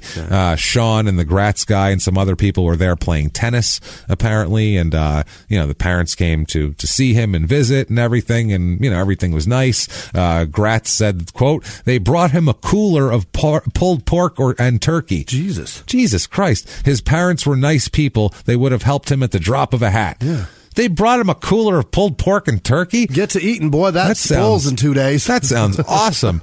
How would you like to be out doing something and have people just come to where you are with coolers full of pulled pork and turkey? Doesn't that sound awesome? I want that life. That sounds pretty nice. Jesus Christ, that sounds great. And you get to be high all the time. You're super stoned being brought ground surprise pulled pork? That sounds great. He's a sultan, James. He's living like a fucking sultan. He is. He's living like Uday and Qusay Hussein in their heyday. So you live in a palace, damn it. Apparently, though, the roommate here, Gratz, he said that Sean was uncomfortable living off his parents. Okay. He said Sean kind of tried to distance himself from them a little bit because it made him uncomfortable that everything he did on his own, he fucked up. He always needed their help. He always had to go to them, and he thinks maybe that's why he left working for his dad. Did you ever have a moment like that? From why my parents have never done shit for me. Okay. So no, well, it's pretty nice. I feel zero beholdenness to either of them because I'm like, you're lucky I'm alive. You fucking let me wander like I was feral. Are you kidding me? I bought a house when I was 23, I'm here. And the fourth month I was in it, I had an abscess in my throat, and I had to go to the doctor. I woke up in the middle of the night because it fell over and I couldn't breathe. It fell over my. It was huge. Yeah, you've told me about it. That's awful. So then I went to the doctor, had it cut out or whatever, and then my mother picked me up, and then the numbness wore off while I'm in line waiting on my prescription. Yeah. Then I'm 23, standing there with my mother, and I just started bawling like a bitch. I couldn't take it. I was like, this is what I'm reduced to. I'm an adult and bought a house.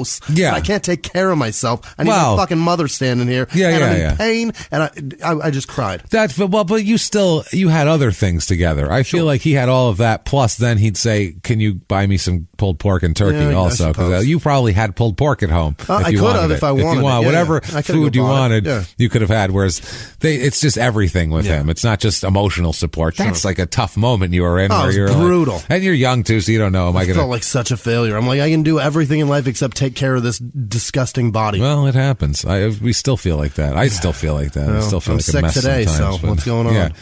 I haven't learned my lesson. You're gonna be calling your mom on the way home. Crying into her ear. Yeah, definitely. Mom, I got a fever. What the fuck am I supposed to do? What do you want from me? Yeah. Can I get you a Cadillac? Because that's what I do. Well, now she does. She'd give me some old people remedy and be like, put some garlic cloves in water and microwave it. Yeah, it's delicious. Take Airborne. Thanks. Garlic. What are you talking about? It's called garlic tea. It's good for you. I read it on.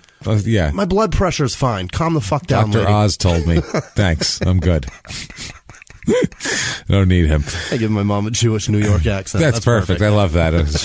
Western woman. Give her what are you doing over here, Jimmy? She has one of those ugly upstate New York accents. Oh, yeah, it's a good one. Awful. With the nasally ones. It's damn near Buffalo. It's really bad. Ooh, yikes. It's ugly. Ooh, man. It's not pleasant. So the roommate said about Sean, quote, he didn't want to look bad in the eyes of his parents. He wasn't the type of person to ask for help. Okay. So he was trying to make his way on his own, but he just, he's got 23-year-old problems, and he's got a kid to fucking deal with, to take care of, and he's got child support, and he's trying to pay rent. Normal. All of this is super normal, right? So far, 10 years. Check back. This is almost like check back in 10 years. Right. If this is still happening when he's 33, he's a problem. He should be 33 and look back on this and be like, I can't believe that was me one day. I was a mess when I was younger. Sure. Everybody was. So you were in line crying with your mom. It all happens, man. It all happens.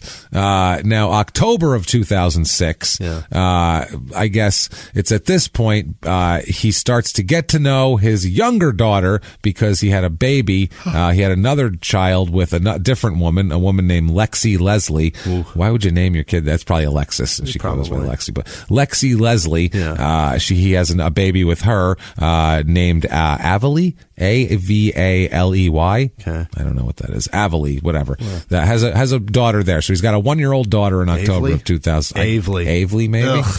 I don't know. White people with their stupid fucking kid names. That's a weird one. That's a tough one. I hope that was like a family name or something. Like maybe grandma's name. That might have been like her grandmother's name. Right. I'm hoping. Or, we never know. Avery Leslie. Or maybe she just got like a lisp and tried to say Avery, and the doctor put an L. Sure, we'll put that. There you go. Avery, don't worry about this. Sure. She was drunk. Well, Kelly, it happens. It happens. So. So this whole time now he's had a second kid. So he's had these jobs at these selling cars, and he can't make a go of it. Right. And he's got child support for 2 kids to deal with. And apparently he wasn't the best dad to his 1-year-old here in the beginning. But he was trying to become a better father. He was seeing his daughter more often, and he was trying to pay child support. He was paying whatever he could, and he was making an effort. I guess they broke up. Lexi and Sean broke up when she was 2 months pregnant, but he wasn't really around much at all. Sure. And then the last few months, he's been trying to get his shit together here.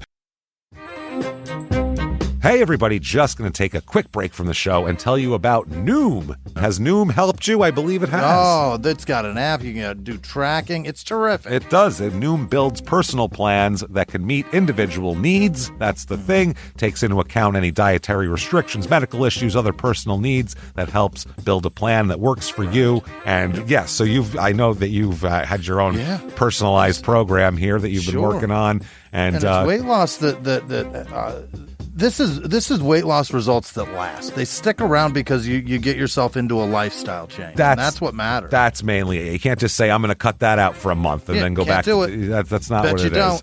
So I'm glad it's helping you. That's great. And it really does. I like the psychology and biology-based approach here. Yeah. Noom Weight uses psychology. That's why they say losing weight starts with your brain, but it also takes into account your unique biological factors, Jimmy. All of your multitude flora and fauna that goes on inside of you there. Sure. Yeah. Stay focused on what's important to you with Noom's psychology and biology-based approach. Sign up for your trial today at Noom.com, Noom.com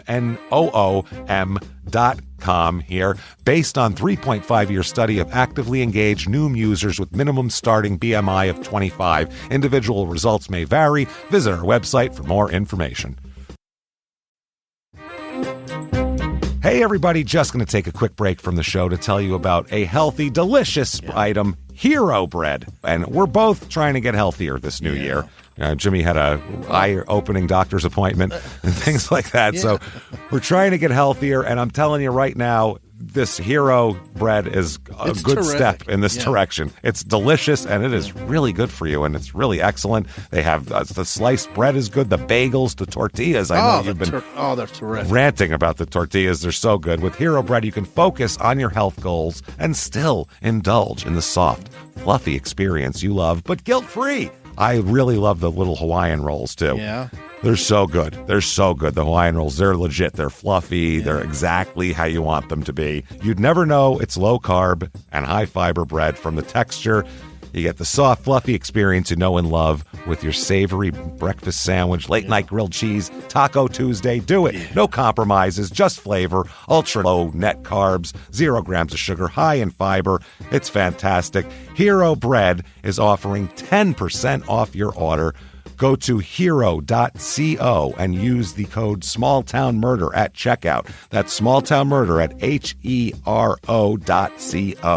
And now back to the show. Hey, everybody, just going to take a quick break from the show and tell you all sorts of good stuff about Chime. That's what I'm talking about. There's so many extra fees you have to pay in life. Everything. You go to the airline, there's an extra ticket on that. There's extra fee on every fees, hotels, fees, all this type of stuff. We're trying to make progress, and the next thing you know, here comes another fee coming at you, and it's more money than you expected, and your whole math is thrown off, and it's awful. Learn more at chime.com/smalltownmurder.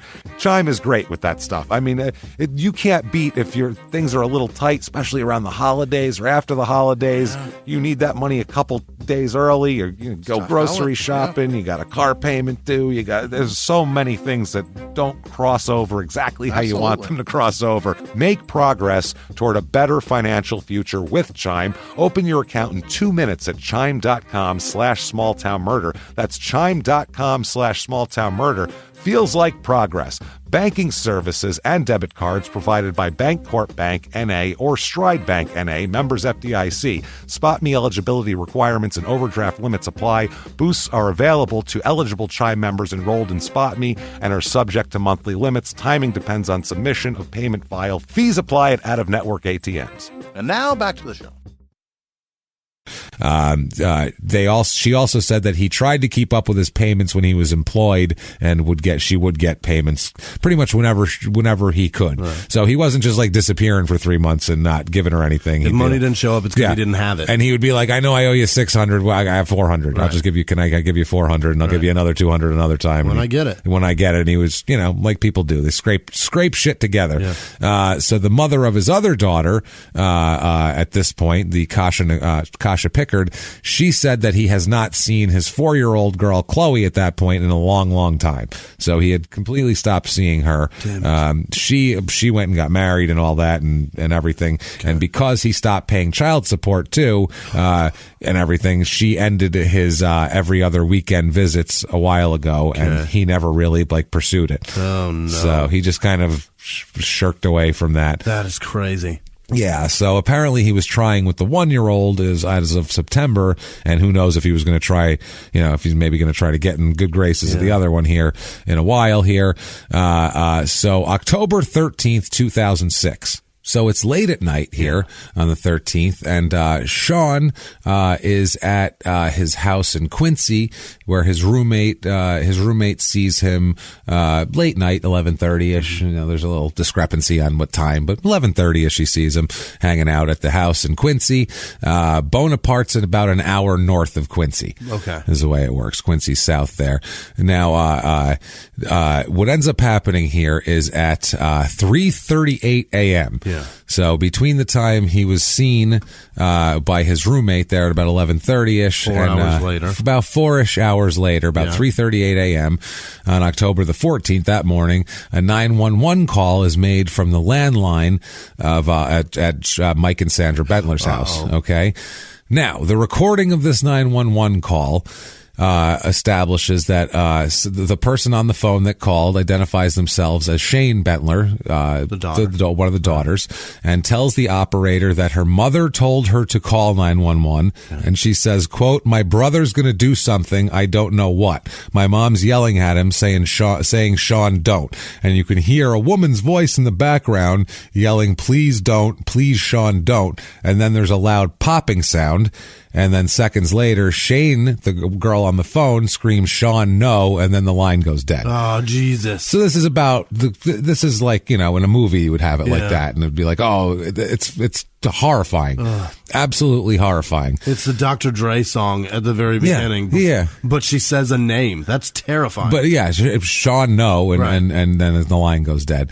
That's all you hear. The 911 operator was speaking to while one 911 operator was speaking to Shane, a second call came into the system.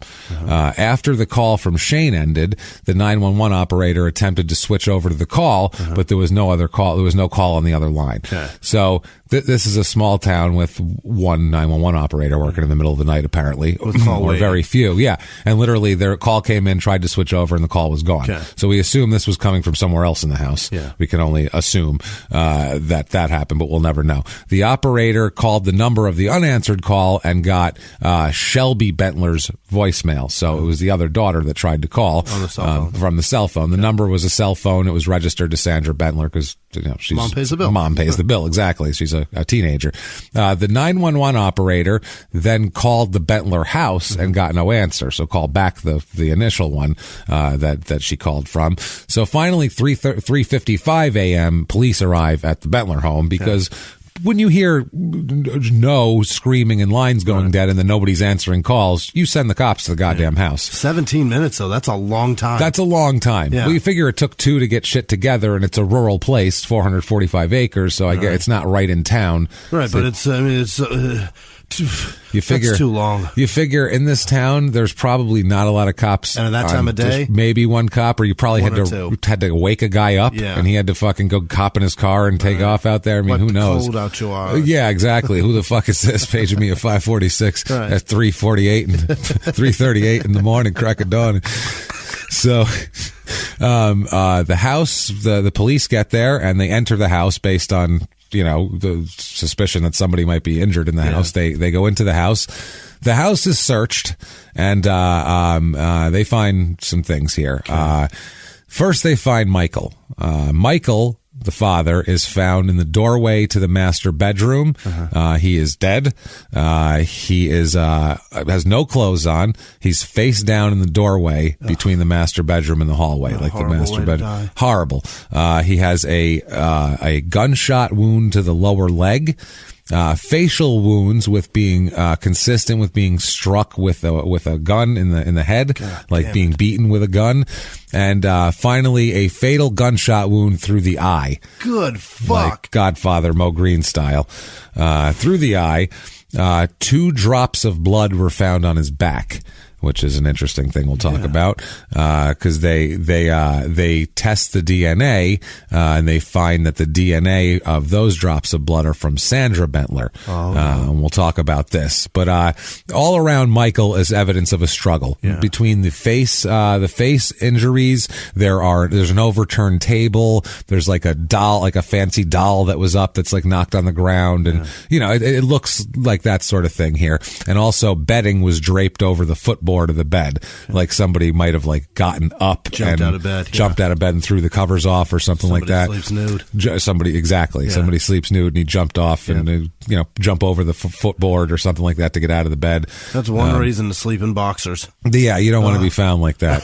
Absolutely, just put a pair of boxers on. They're not that uncomfortable. My sister's dad got interviewed by the police while he was ass naked because he saw at 2:00 in the morning he caught a meth head stealing a weed whacker. So he went out. He was naked. He sleeps naked, so he ran out the house and tackled the man in the fucking yard. That's terrible. You know what? If my dick's swinging around, that's your weed whacker at that point. Absolutely. I tell you, everybody out there, if you want to steal anything from me, do it when you know I'm naked, because it's all yours at that point. I'm not going after you. And go, well, I'm not in any condition to stop this from happening. Fucking hilarious. So she called the police. They showed up while he was pummeling this man ass naked. Well, that's pretty funny. They had to interview him while his dick's out. That's amazing. I wish cops had showed up. Where was Live PD then? Yeah, that would have been amazing. Just all blurred out the whole time. Jesus Christ. So from Michael, that's a sad end for Michael here. The body of Sandra Bentler is found slumped over a chair at the opposite end of the hallway from Michael Bentler, near the top of the stairs, which lead downstairs to the main floor of the house here. She had a gunshot wound to the right cheek with the bullet exiting out her left jaw. And that wasn't the fatal one, obviously. That one just hurt real bad, I'm sure. Also sustained a fatal gunshot wound to the head.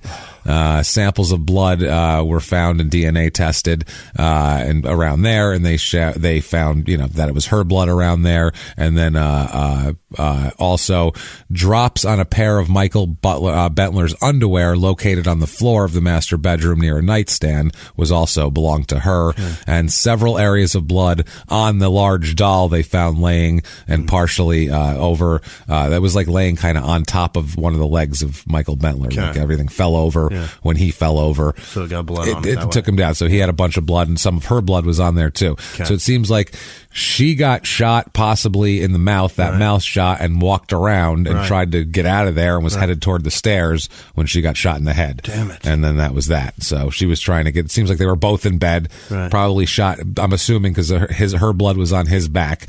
Shot Michael first, and then she went over him and dripped blood on him when she was trying to get away from there, and then he shot her in the head is all I can imagine here.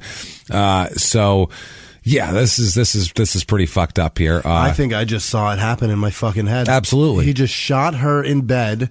Yeah. And is there blood on the bed? There's blood all over the place. Okay, because I see him shooting her in the head or in the bed in the jaw, and the dad jumping up and he's shooting, just hitting his leg. His dad, right, and then beating him and then shooting him in the face. Yeah. And then she gets. I see it. I feel like the dad came up over the footboard at him and he shot him. And when someone's coming at you, it's hard to shoot. So he shot him in the leg, just fired a shot off, and then hit him in the face, and then ended up, because when you're awoken naked, you're not in your best fighting state, I would assume. You're just flailing, babe. You're flailing, so everything is. Yeah, man, blood on a white phone, like an iPhone headset, iPhone, earbuds, were found on a wicker table in the hallway. Blood on a piece of plastic in the mid hallway area. Smears of blood on the doorway to Shane's bedroom, also to Shane Bentler's bedroom, is also there. Speaking of Shane, Shane was found laying down in her closet with the closet doors open. Her closet behind it was behind the door to her bedroom. So like you open the door and the closet was behind it. So she was hiding. She tried to apparently go hide in the bedroom. She died of a gunshot wound to the head. She also sustained a wound to the right side of her face, which was from a gunshot into the telephone handset she was holding to her ear. Jesus. So the gunshot went into the head. So he shot her in the phone while she said no, while she's on the phone with 911. He shot her in the phone. What a fucking He's a good jerk. shot, Yeah. this fucking guy. This is ridiculous. This is disgustingly good. Unbelievable. We see this all the time. Most of the time, there's multiple shots, and it's, He's dancing with it. This is like this is like a fucking hitman. This is like a Colombian, hit squad came to the house and took everybody out. Like an Iowa hillbilly's been shooting his whole life. Yeah, or that. Right. Yeah, that's what I mean. So on 445 acres. Right. So yeah, that's terrible. That was when she was talking. Obviously, the wound left an imprint of the phone on the side of her face. Wow. On the side of her. God, that's fucking horrible. Also sustained a gunshot wound to the right hand as a defense thing. So I mean, this poor girl was cowering in a closet. It's fucking horrible. Shelby Bentler was also found laying on her back in her closet with the closet door open. The closet was in the corner of her bedroom opposite to where the doorway was located. It was a different type of thing. The door to her bedroom was you could see it from where Shelby Bentler's body was found. So he might have been able to see her in the closet. It was like a clear shot from her bedroom there. That led down the stairs. So this is all, you can see the mother's there. Next to the stairs is the one girl's bedroom. You can see into the other one, which is next to the master. You guys can see the layout, Absolutely. I think, from this here. Tried to at least make it sound, understandable here. So, she was found there. There's a gunshot wound to the head. Also evidence that she raised her right hand in a defensive posture while sustaining wounds prior to the fatal shot. The bullet went through her right arm and was found in her chest. Another bullet. So, she was doing the same thing. And These are tough girls. These are tough girls. It's their brother. They're like, what are you doing? It's not even like it's a stranger where you would be like, this person's going to kill me. I'm going to fucking ball up in a ball and just whatever. This is your brother. So you're like, why are you're thinking to the last second that this isn't going to happen. Why is my brother shooting me? This is fucking crazy. They would have never thought that was going to happen. Sheena Butler was found. God damn it. All of them? All of them. Fuck. Every single one of them. Sheena Butler was found laying. Safe at a friend's house. Nope. In her bed. Laying dead in her bed in the bedroom. Her bedroom's in the basement. There's like a game room basement. Nope. She didn't even know what was going on. She was asleep in the basement. And that was accessible to the main floor by a residence, or to the residence by a stairway. That was separate. There's two separate stairways. There's a game room in the basement that has a stairway leading to that, and then there's a separate stairway leading to her bedroom in the basement. So you have to know where you're going. There's no direct access from the game room to the bedroom. There's separate areas totally. Sheena suffered a fatal gunshot wound to the head. She's also shot in the left arm. The bedroom where she was found used to be Sean's bedroom when he lived there. And Sean's, what they end up finding when they go in, they find all of these people. That's 5, 3 young ladies and 2 adults here, the parents. They also find Sean's cell phone at the house. He left it. Left his cell phone. It's found placed on a round wicker table in the hallway of the upper level where all this is going on. Several items were on the wicker table, and the location of the cell phone gave the police an appearance that it had been intentionally placed there rather than accidentally dropped on it. Because I guess where everything was, you would have to put it. It was you can have it back right in its own space, like where nothing else was, where it would have been impossible to just drop it and have it land in the one place where nothing is. It's one of those. Like, it wasn't an accident. Now, on the phone, they find a call had been placed from his phone to a friend of his at 12:09 a.m. on the 14th. There, that's what they do. That's what they find out. So at this point, the law enforcement here contact the Quincy law enforcement and ask that Sean Bentler be placed under surveillance. There, Quincy is in Illinois, by the way. Quincy is not in Iowa. I don't know why I said fucking Iowa, Illinois, Ohio. I will say them backwards, and it drives me crazy. I do it all the time. all the time. Yeah. Iowa and Ohio, I have to bite my tongue every time to not say Ohio every time I say Iowa this episode. It's just so Illinois is a whole other I fucked up. So it doesn't matter where it is because it didn't take place there. So they go to Quincy. They asked. So they have to do cross state lines and get this jurisdiction to participate. They have to say, look, we got a family slaughter. I'm sure you've heard about it. Maybe keep an eye on this guy for us for a minute here. So October 14th, the next morning, 8 a.m., Keith Gratz, who's his roommate, who we talked to a bunch, Gratz stopped by the house in Quincy that Bentler lives and said that Sean was asleep on the couch. He was just passed out on the couch, and that's about it.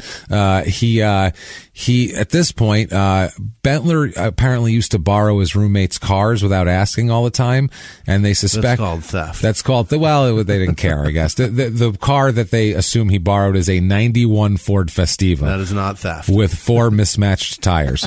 That is a gift to steal that thing. If someone takes it, you go, oh, thank God. That's like if you left, like, you know, when like they have the mass garbage pickups and you can like leave like an old couch out in front of your house and they'll just pick it up. If someone takes that, you don't care. No. You left it out to be taken.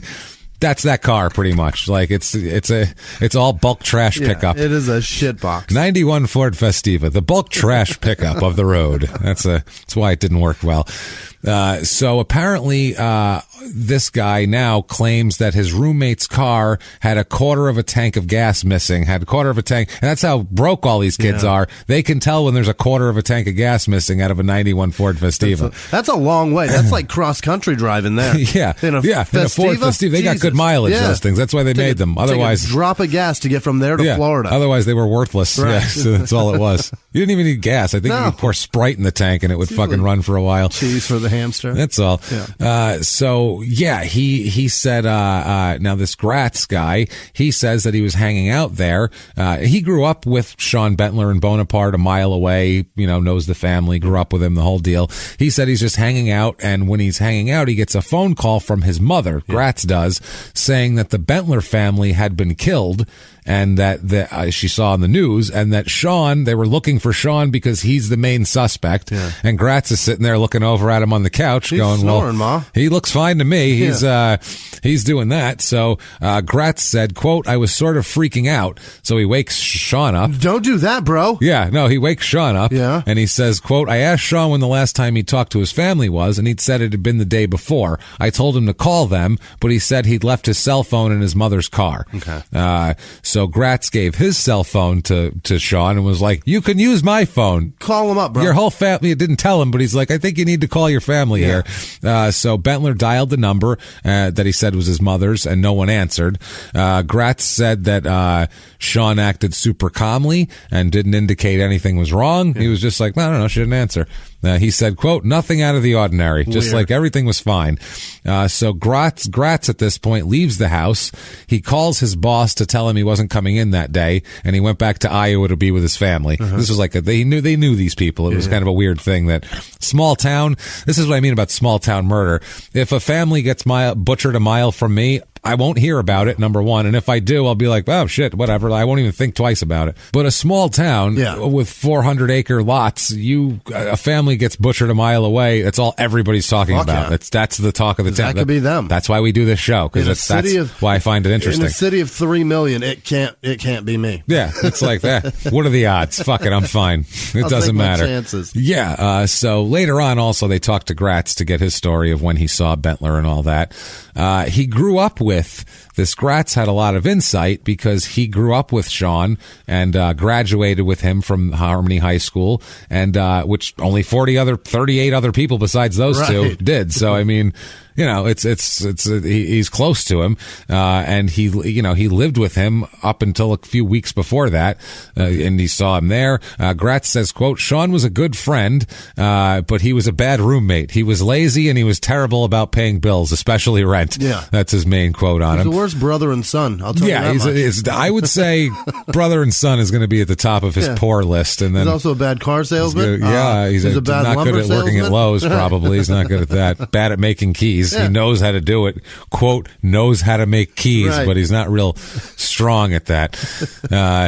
Gratz also said Bentler had trouble keeping jobs. He was behind on all his bills and child support from the two different mothers. He said that Bentler would ask for help with bills and to pay rent for the house when he lived with him. Bentler would go to Iowa and come back with items like jewelry and bags of quarters. After this all happened, Gratz said he suspected that Bentler was taking it all from his parents' safe. He was just going in and be like, they don't care about a bag of quarters. Bags of quarters, just change. People have like those big water things full of change. He just get a bag of change out of it and bring it. There's thousands of dollars in a big thing like that. He also said, Gratz said, quote, Sean was a pawn shop freak. He was always selling his stuff. Then not long before this happened, he went up there to Iowa and came back with a big bag of quarters to pay his bills. So paying his bills in fucking quarters? Paying his bills in quarters. Wow. Which is not great. So that's going to selling shit at pawn shops and showing up with quarters. Pawn shops and coin stars are his thing. Yeah, that's crazy. So October 14th, after he was on the couch and the guy told him to call his family and all that, about 10 a.m., Sean leaves the residence, leaves his house on his motorcycle. He's got a motorcycle. Of course he does. And about 10:20 a.m., he's stopped by Quincy police for driving without a valid license, and he has an outstanding arrest warrant for the court appearance he missed for the getting caught with the weed pipe. So he's taken into custody. Now, at this point, the officers do not tell him about the murder of his family. Okay. They don't say anything. But they know. They know everything, and they know that they were watching him, and they know why they're pulling him over. They knew that he doesn't have a valid license. That's what they were like, we know we can pick him up on this. And he missed his court appearance. You're on his plate. You can see he's got a warrant, and you pick him up. So they pick him up for that, and they don't mention anything else. They just make it seem like a routine traffic stop. Hey, you don't have a license, guy. Oh, you missed your court appearance. You're coming to jail. Got it. So they take him in. He's arrested there about 10:20, like we said. He spends the afternoon at the Quincy Police Department being interviewed by investigators there. Iowa people, the Iowa law enforcement officers go to Quincy to interview him. Other people, people from Bonaparte, state investigators. After he's interviewed here, he's given jail. He's searched and given jail attire and all that. They're holding on to him because they. We'll talk about it in a second, but they give him bail because all he's booked on is the motorcycle stuff. That's it, the license and the court appearance. So they give him bail and all that sort of thing, but they know he doesn't have any money. Right. So during the investigation or during interrogation, does the court take bags of quarters? Can I bring in quarters? Is that all right? Because I also got a bracelet that I found. If y'all could run me down to the pawn shop, I've got a brand new chainsaw. I could hook it right up, no problem. I stole this weed whacker from a naked guy. I don't know. He was naked, but I'm faster. I had my shoes on, and I just got through the gravel a lot faster. Naked stepdad callback. It was Sean. Or whatever it was. So, it was Sean all the time. So while they're interrogating him, he denies any knowledge of anything, no injury. He doesn't even know they're hurt or dead. Okay. I don't know what you're talking about. He said that his mother came to visit with him in Quincy the night before at about 10:30. He said the mother came to see him. She stayed about 20 minutes. He sat there in her Chevy Tahoe talking to her, and he said he accidentally left his cell phone in her car, that he just put it on the seat and then got out and went in, and that's why it was at their house, because she took it home in the car and brought it in the house. Got it. So that's why the phone was there. Stupid. Clearly. Duh. Right. So I smoke weed, you guys. I forget shit. Sometimes I forget things like phones in a car. So you do that too, and you don't smoke shit. You forgot it in an Uber. So I did that. They seized all his clothes and all that kind of shit. And this is important. They seize his clothes and everything, and they place it in 4 paper bags, staple them shut, evidence style, and all that shit. Whatever. It's taken care of there. Now 9:30 p.m.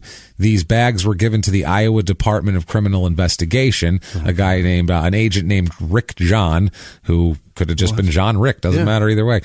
He said about 10:20 p.m. he placed them in the backseat of a car driven by another agent, Darrell Simmons, to be taken to the sheriff's office in Van Buren County. Okay. Now, he needs $1,000 to get out of jail on his deal, on his traffic violations, but he can't get the money. Of course not. He even tried to call Gratz for the money. What? The roommate. Gratz said, quote, he just wanted out of there, basically. He wanted me to bail him out and call people for him. He was sort of freaking out. You could tell it in his voice. He wanted to get out before his bond jumped to $1 million or $2 million.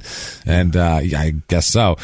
Gratz said that he was uncomfortable talking to him and didn't offer any help.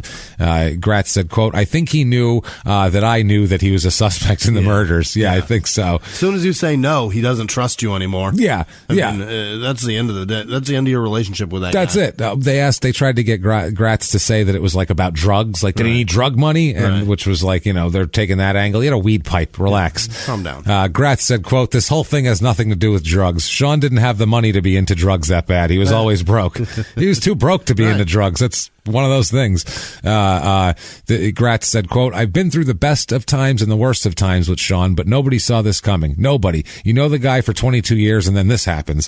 So everybody's like, what the fuck? He was a nice kid. He ran track. What's going on here? October 15th, charges are formally filed, accusing Sean Bentler of 5 counts of first-degree murder. Fuck. That's a lot. Yeah. Arrest warrants are issued and served on him, obviously. He waives extradition, and they take him from the Quincy jail to Iowa, and he is transported to the Van Buren County Jail. His old roommate, Nathan Allen, said, quote, it just blows my mind. I've never even seen him mad before. He's never even yelled or raised his voice.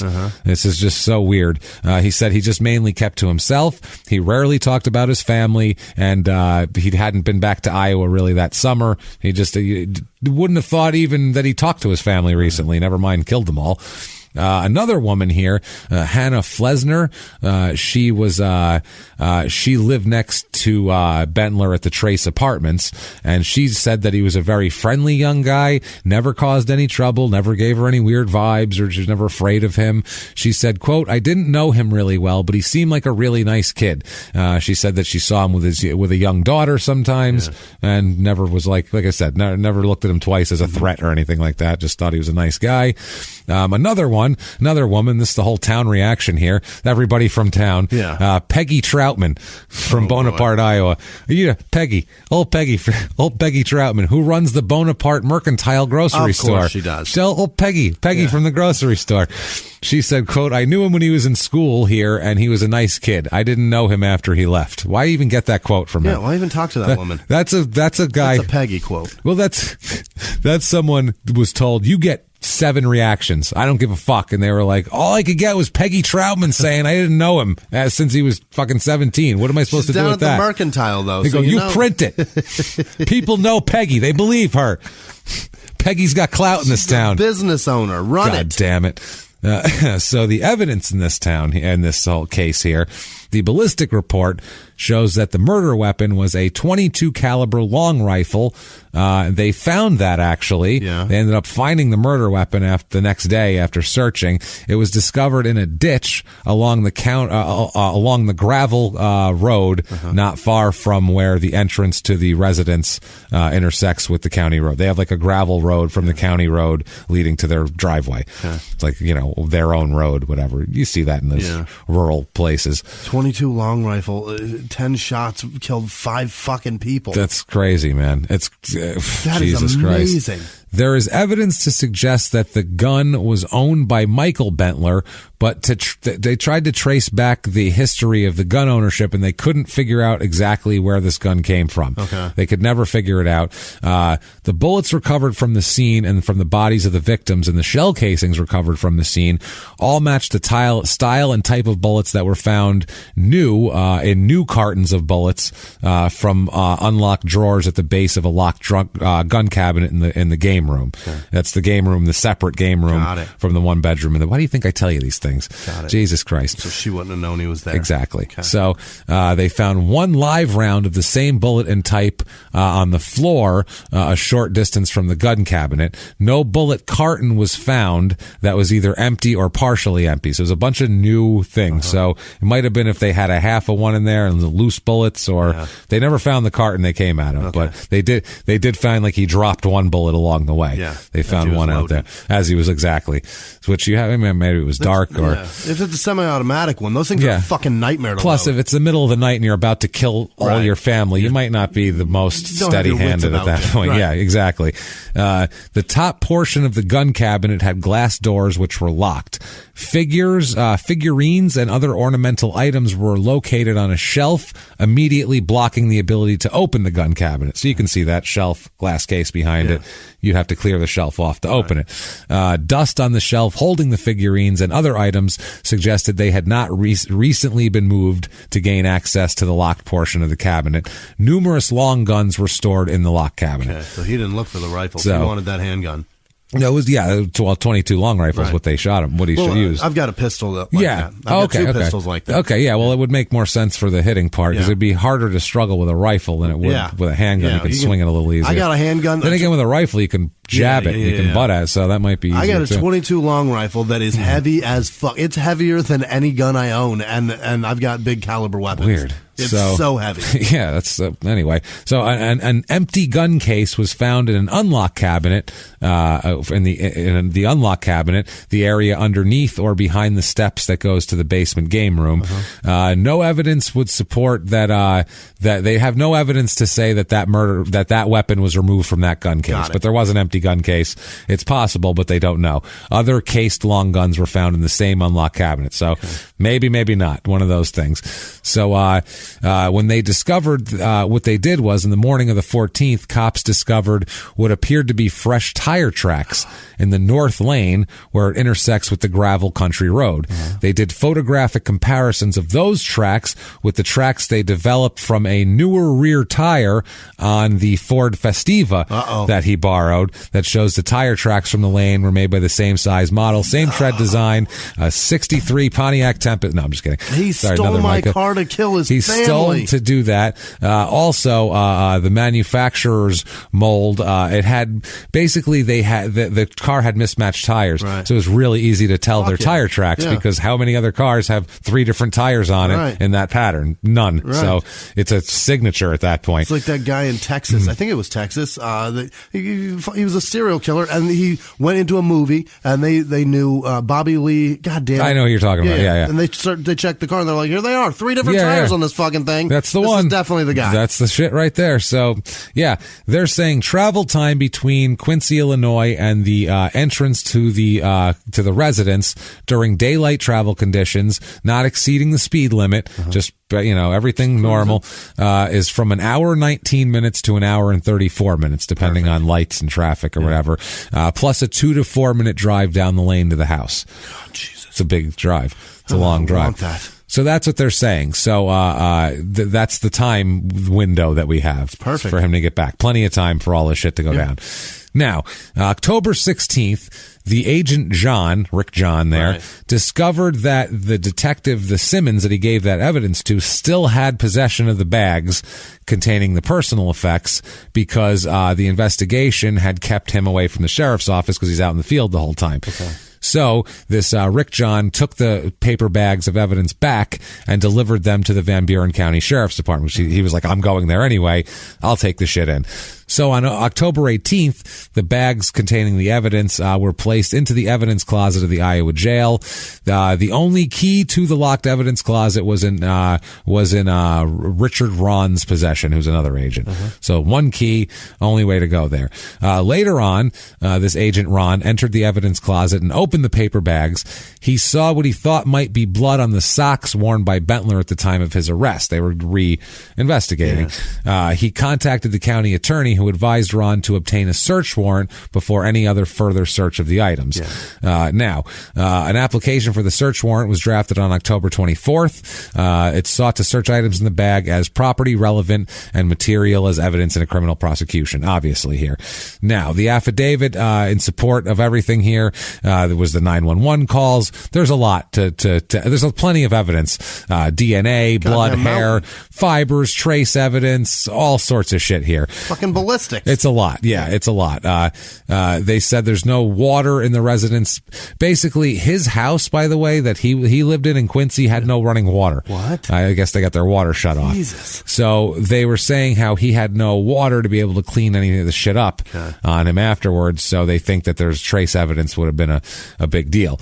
Now, testing of the socks in the evidence bag determined that the stains on the socks worn by Bentler had blood matching the DNA of Sandra Bentler. So that's not great for him.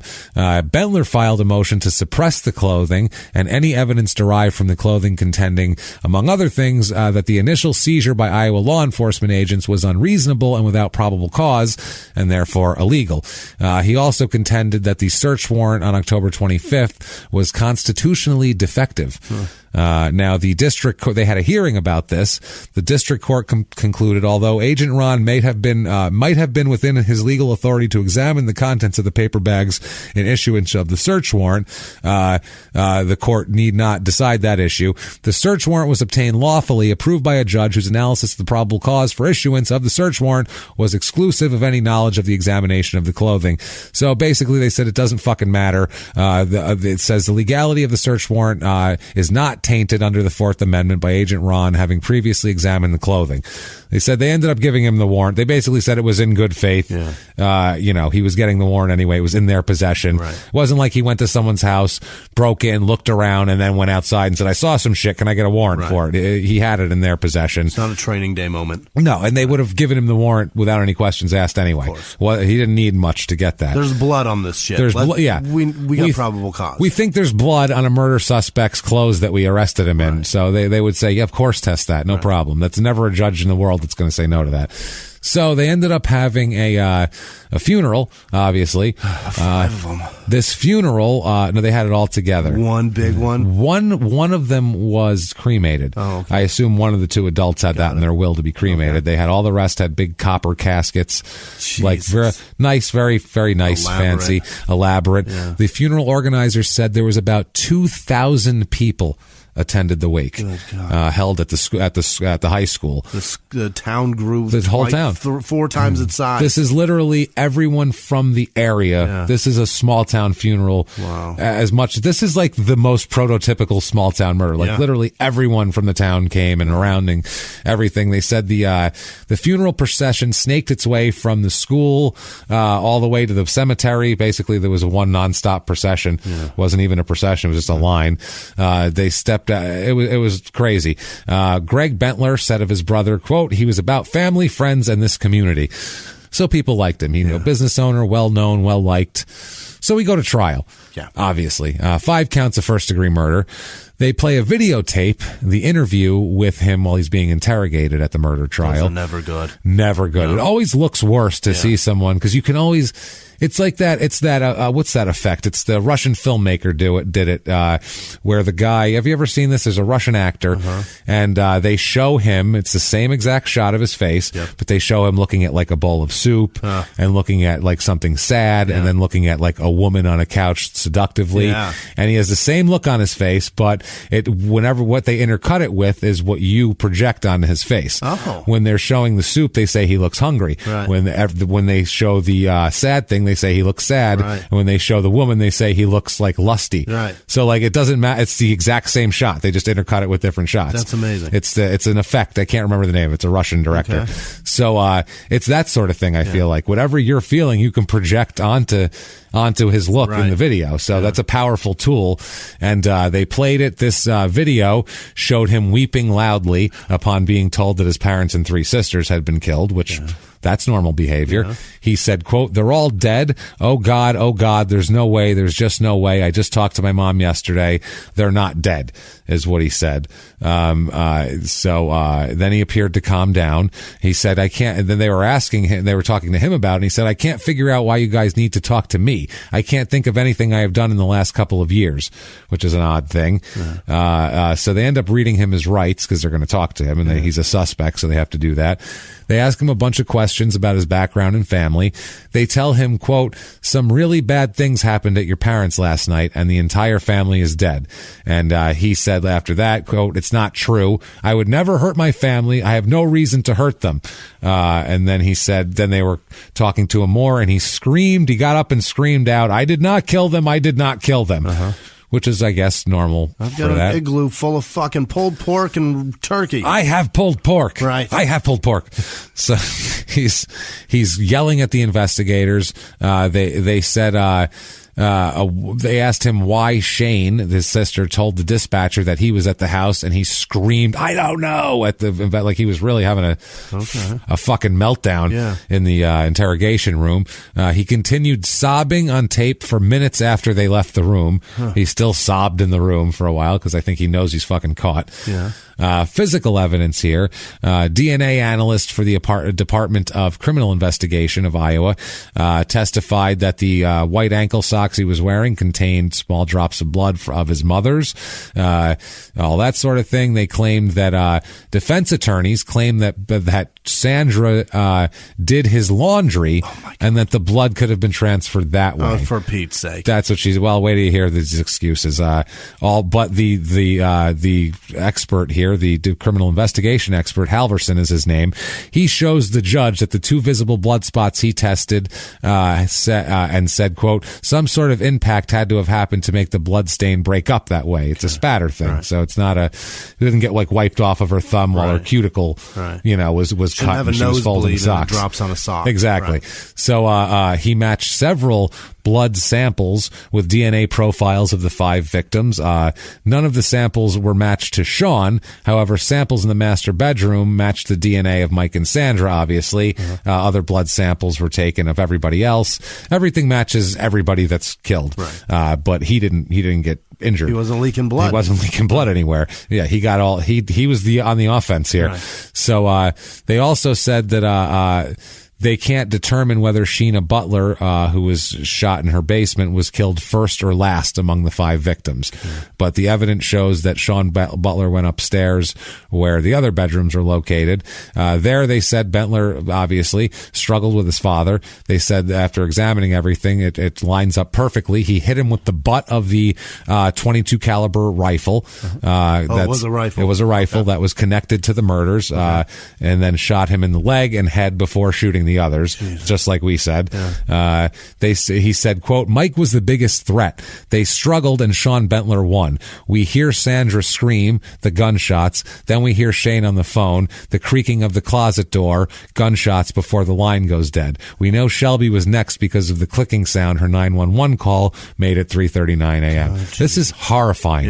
This is hard. He had killed his father. She called 911. The mother was already shot. She fucking runs out there. We hear her get shot when she says no. She drops, and then we hear him stalk in to kill this poor girl on the phone. It is a nightmare. The fucking nightmare. And then the bass drops. And then that's all that's missing. So, the investigator also said the murderer had to be someone that knew the layout of the residence because it's a unique design. It's a custom build, like I said. And, he would have to know where the light switches were. Because there's light switches there. You wouldn't know what's what, which is true. I moved into my house, which isn't some custom crazy thing. And I 6 months later, I still don't know what fucking light switches. Dude, I'm in a 2-bedroom apartment. I don't know which one turns my ceiling fan on. That's what I mean. That's exactly what I'm saying. I'm trying to find a lamp. Well, how do I turn this on with a light switch? Which plug does this light switch? Or I have no idea. Every day I wake up to turn my light on and I turn my fan on. Every day. Every day. Every goddamn day. I go, I know which one it is. Why do I keep hitting that fucking thing? God damn it. So, although they also testified that there were not lights on in the residence when the police arrived. The prosecutors contend they could have turned lights on and off when they fled the scene, so they wouldn't look like there was lights on in the house, which makes sense. And they said, well, how do you know that? The prosecutor, while talking to the investigator, said, well, how do you know he probably turned the lights on? And they said, how do we know that? From the accuracy of the shots. They were able to see. Yeah, they were shot in the head. Someone would have to know their way around the property to the house, first of all, because it's a huge house and a huge property. You wouldn't even know where to go. And then they'd also have to know their way to the house, how to get to the upper bedrooms, because the house has a weird layout. I read all about it it. I didn't want to talk about it for 20 minutes, but it's a really weird layout. There's like a mud room that has no lock on it that you can enter, but then there's a special key to enter this, and it's a unique layout. It's a custom build. It's awesome as shit. It sounded great. So he said they were shot in the head. They'd have to know the property, obviously. Someone had to know where the lights were located to turn them on and off. He said that Bentler turned off the lights after shooting Shelby, fled the scene, and panicked because he saw a phone in Shane's hand when he shot her, causing him to throw the rifle into a ditch less than 2 miles from the residence. Makes sense. The investigator said, quote, he panicked. He saw the phone and he knew it had to be the police. Well, obviously, if you're shooting this girl's parents and she's on the phone at 4 a.m, it's probably not to one of her friends. It's definitely not her friends. I would say not. Also, you'll know when He asked me to the prom. Oh, hold on. My mother's being murdered. It's 3:30 in the morning. No, not happening. Thank you so much for waking me up for this shit. Gee. You will know when I'm doing well because I will have a fucking mudroom. That sounds amazing. Yeah, that sounds good. A mudroom. I like that. Lucky people. Shit. So he took, they said, quote, so he took the back road. If he took the main driveway, he might be met by a deputy and arrested. And he had to get rid of that gun fast. Otherwise, he could have thrown it into the river. Said he would have gone to the river, which makes sense. Also, they have Lexi Leslie testify. All right. The mother of his youngest daughter. She said that a week before his family was slain here, that he told her, quote, this was just in conversation, quote, he wouldn't have any money troubles after his parents died. So he said, like, well, once my parents die, then I'll inherit a bunch of money. I won't have any money problems anymore. Which people say that shit who aren't planning on murdering anyone or, whatever. One day they're going to die and I'm going to have a bunch of money. Yeah, that's what it is. So eventually and I think a lot of these kids think this way. It's like, well, I only have to fuck around and, have trouble paying rent until my parents croak. And then. Also, small town kids like this, they go, he killed his parents. Let me think about things he said to me. One time he said that when his parents are dead, he's going to be fine. Well, this was apparently a week before his parents were killed. So this is a little closer on the deal here. Too early. She said that Bentler spoke when they talked. She said that he said that he had a lack of a job at that point, and that she told him he had to start paying for care of the daughter, and he needs to get his shit together. And that's when, quote, he said that when his parents were dead, he wouldn't have to worry about money anymore. That's how that worked. Now the defense, the prosecution's case is pretty set. The defense lawyers here try to show that they don't get it. Sean got along great with his family. They said he couldn't have traveled from his home in Quincy, Illinois to the family home and back in enough time to kill them. Said no way in the world he could have done that, which he was seen at midnight the latest. Right. They were killed at 3:38, so that's 3.5 hours, where it takes an hour to get there, hour 20, hour 30, tops. 6 a.m. And then he was seen like 8 o'clock the next morning. That's about right. He left by 3:45. You got a 7-hour window? He could have gone back and forth twice in both those windows. Literally, he could have gone back and forth. He could have murdered him twice. Yeah, he could have murdered them twice. Back and forth twice. There's plenty of time to murder. Yeah, because it didn't take long for the killings to take place, as we know. Yeah, he said they used his roommate. They said they saw him hours before the slaying, and they had a big thing with his roommate saying I saw him at like 11:30, and his roommate had been out that night drinking, and he was like, yeah, I was drunk, but I wasn't like fucking, I knew where I was and what time it was and shit. I was just tipsy, and they were like, so it could have been a different time, and he was like, yeah, maybe it was 10 after 12. I don't know, sometime in that window, but they were like, he doesn't even know what time he saw him. It could have been 3 o'clock in the morning. They don't know. He was hammered. Right. So, he was like, no. His roommate said, quote, there was an adequate window, the prosecutor said there was an adequate window of time to commit the crimes and return to Quincy before he was seen by his roommate. Yeah. Defense attorneys, they tried repeatedly before the trial to prevent the admission of the 911 tape into evidence. Obviously. Oh, sure. That sounds bad. Yeah. A scared, teenage girl crying for her life while her parents are murdered in front of her and then being murdered, saying your name. Right. That's a problem. That's a fucking problem right there. I'm sorry. They claimed that some of Shane's statements are hearsay since she was relaying what she was told by her mother, because she said, my mother said that my mother's yelling at him and told me to call because he's going to do something. Yeah. Then also, though, she saw that. Yeah. So it's also, I mean, naming all your kids SH names could be backfiring right now, because she could have been saying Sheena. She could have said all the other ones. Well, the balls on this one, how they try to do this. By the way, the judge denied those motions and allowed the tapes in, obviously. The defense submits Sandra Butler's records from her optometrist in an attempt to prove that she had poor eyesight and may have misidentified her killer. No. So a stranger broke into her home and she thought it was her son. Oh, my God. A mother doesn't misidentify. A mother could be blind. She would know that it wasn't her son if it wasn't her son. That is period. Some balls. That's some fucking balls. He also, Sean Bentler, because he testifies, and we'll talk about that, also testifies that his mother could not see clearly beyond 12 inches without her glasses or contacts. Wow. Jesus Christ, man. I take my glasses off when we record constantly, and I can't see shit. If your son was murdering you would know. Yeah. And you're not even my son. No, that's what I mean. If your son was murdering you, you'd be like, my son is murdering me. I've known you for like 7 years. Yeah. I've known my son a little bit longer than that. Yeah, a little bit, not much. Not much. So, so they put Bentler on the stand, Sean here. It's the final defense witness. He spoke softly, some very little emotion, like they told him. Be very calm, look meek, look like you couldn't possibly slaughter an entire family in the night. He reminisced about holding his baby sisters when they were born, and about his bond with his mother, and how his bond with his mother only grew deeper when he became a parent, because then he realized the sacrifices she made for him, and gave him a deeper appreciation of his mother. Oh, God, he's such a good guy. Yeah. He said, quote, she was so happy to be a grandma. He spoke proudly of his father. He said, quote, first and foremost, he was a provider for everybody. He put everybody else's needs first. No matter what he did, he was the best at it. And he also said that his father often gave him money or paid for anything that he needed, for whatever, school or whatever he needed.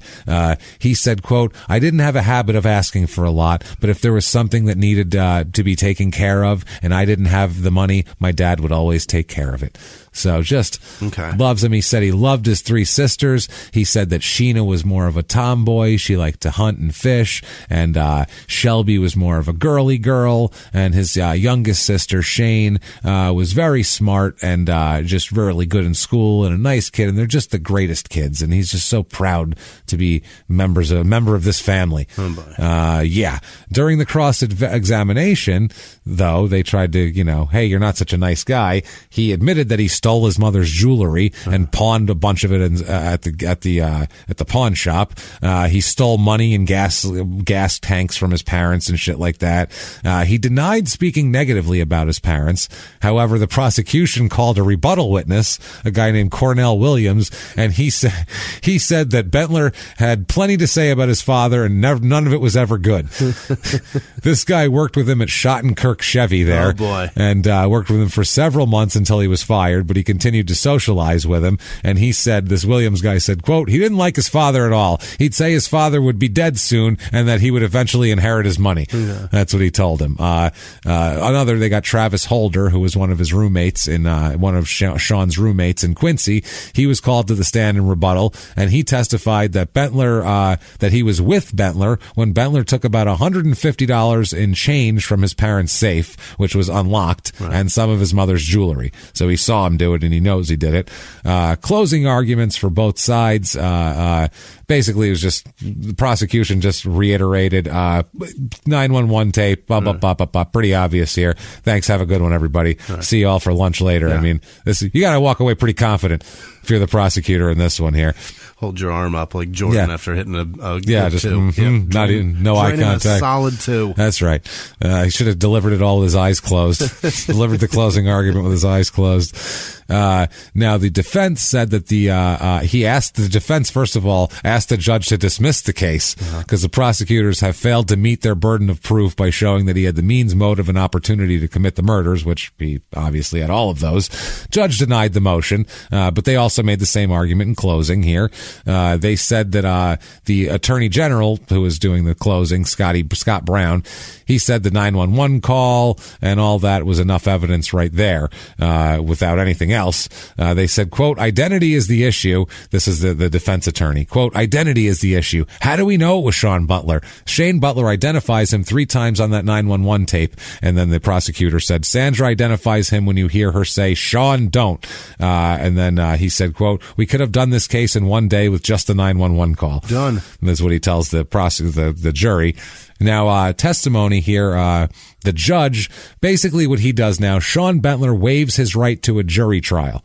That's what he did in the beginning. Just the judge to do it? Just the judge is going to decide. Okay. And a lot of times when emotion is involved, that's what people do. Because judges generally aren't emotional, right. But you also can't bullshit them as much. That's a good point. That's the other thing. Yeah. They're going to go on based on evidence, whereas you couldn't get a judge to, not convict OJ right. or shit like that. Right. Or you probably, well, you might, but I was going to say you couldn't get a judge to convict Brendan Dassey, but you might be able to. They might have thrown that fucking confession out.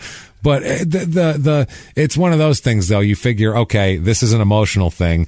I don't want to put this in the hands of a bunch of Iowans here. Right. They're gonna be pissed off. So he lets District Judge Michael Mullins, preside over this. Chris's brother. Absolutely, Chris Mullen, yeah. So he's good from 3. Yeah. Boy, you get him in the corner, nothing but money. Raining down 3s.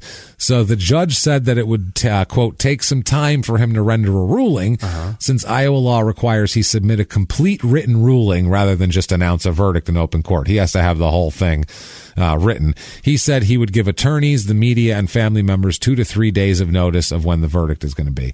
So he'll let you know 48 hours ahead of time. Now, the verdict, he says, a mother and sister would almost certainly not mistake their son and brother as the murderer. Okay. And that's the reason why he says your mistaken identity line is complete bullshit. Finds him guilty of 5 counts of first-degree murder, which is rough. Sentencing comes around. The judge asked Shane directly if he knew of any legal reason. Sean. Did I say Shane? Yeah. Damn it, Sean. Shane's definitely not being sentenced. Sean, if he knew any reason to delay his sentencing, Sean just shook his head and whispered no. Now, other people, they had victim impact statements. Oh boy. Who are the victims? The family, Michael's, his grandmother, Pauline Bentler's Michael's mother. Your grandma's about to talk to you. She said, quote, even though he looks innocent, he is a lying, cold-blooded killer. Sean, how could you do this? What happened to the nice, polite person you used to be? That's most grandmotherly way to testify against your grandson was that right there. What happened to the nice, polite person you used to be? There will be no DQ stocking stuffer for you. Not at all. Julia Mendez, who's Sandra Bentler's mother, urged the family not to hate Sean, though. She said, quote, I want to go on with my life. I can't hate Sean. I love Sean so much. So that's awfully nice. She said, that's the way I feel. I want my kids to feel the same way. I don't want them to feel hateful. It's going to be hard, though. Yeah. Michael's sister, who's Sean's aunt, she was very angry. She said, Sean, I don't know what happened to make you so evil. Yeah. So the judge agreed. Yeah. And he says, this is a good one here. You, sir, may fuck off. 5 life sentences consecutive. Holy. Not concurrent. He is sticking around That a while. is, so parole doesn't matter because he's got about fucking, 200 or so years to do before he's up for it. So he's got a lot. That's it. He's fucked. Yeah, he is done. Oh, also, Judge Mullins orders Sean to pay nearly $800,000 in restitution and damages, and rejected the defense's bid for a new trial again. No thanks, guys. You're good. There was tons of family there, extended family. It was a big family. Michael Bentler's brother said, quote, unfortunately, evil found its way into this place and unfortunately to our family. We're all still in shock. It's the whole situation. It just doesn't seem real. I just smelled Dateline salivating breath. Oh, God damn it. Evil entered the family. Evil. That's what we'll call it. Evil found its way into this place, into this idyllic Iowa town. They show cornfield stalks swaying slightly in the wind. Did evil find its way into an Iowa town? And unfortunately into our family. And they show a family photo with like a cut in the middle of it, it breaks it apart with fire. Jesus Christ. Sean Bentler's attorney delivers a written comment from Sean. In it, he thanks family members who visited him for several months. He still insists his innocence and demands an appeal. In a statement given by his lawyers, he says, quote, "The circumstantial evidence against me was very weak." Circumstantial evidence against me was very... Are you out of your goddamn mind? First of all, there's blood on your socks from your mom. So that's too much. That's physical evidence. That's over already. Right there, it's over. And then the rest of it is just silly. It's too much. Literally, your mother said, "No, Sean, please don't," on 911. And your sister said it right into the goddamn phone. Right into the phone. As you shot through it, you dickweed. Ridiculous. So the town reaction to this, everybody freaks out, obviously. So they said, one of the family members here said, quote, "So actually hearing the judge say guilty doesn't make any of this any easier. I don't feel better. I think it's a no-win situation. A whole family got wiped out in the process, and now a son has basically lost his life." So, yeah, I would say so. Everyone in town wanted shit to go back to normal, and they were happy they found a killer, and it wasn't like some drifter who was going to kill more people. Yeah. This was like, oh, he killed his family. Okay, that makes me feel better. Right. Because it does. When you hear that, when you hear a bunch of people were killed, and then you hear, oh, it was somebody they knew well, it makes everyone feel better. Shit, yeah. You breathe a sigh of relief. It's not just random. Okay. It's a family beef. Oh, I see. They had problems. Yeah, that makes sense. Couldn't be everybody. No. Right. Now, he appeals based on pretty much solely on the chain of evidence thing and the evidence bags with the drops of blood on the sock, because their whole game is the only physical evidence you have are those 2 drops of blood on that sock. So if we can get that thrown out, then it's all circumstantial and we can go from there and try to chip away at it. Okay. But first they have to get that evidence thrown out. They have to say that chain of command was broken and that something could have been tampered with before the search warrant, which it could just as easily be tampered with after the search warrant. So you're trusting a process. We're still holding it. Exactly. It doesn't matter. But they say, based on the fact that the same exact reason the district court ruled that way, the fact that they would have 100% given the warrant, no questions asked, it's fine. Okay. So his appeal gets denied, and that's literally all he appealed on. There was really the only one. There's nothing else to appeal on. He appeals on that. That was because I don't think they wanted to cloud it. I think they wanted to say there's an evidentiary problem, and we're going to shine a light on it. Okay. And they said, get the fuck out of here. Take a hike, asshole.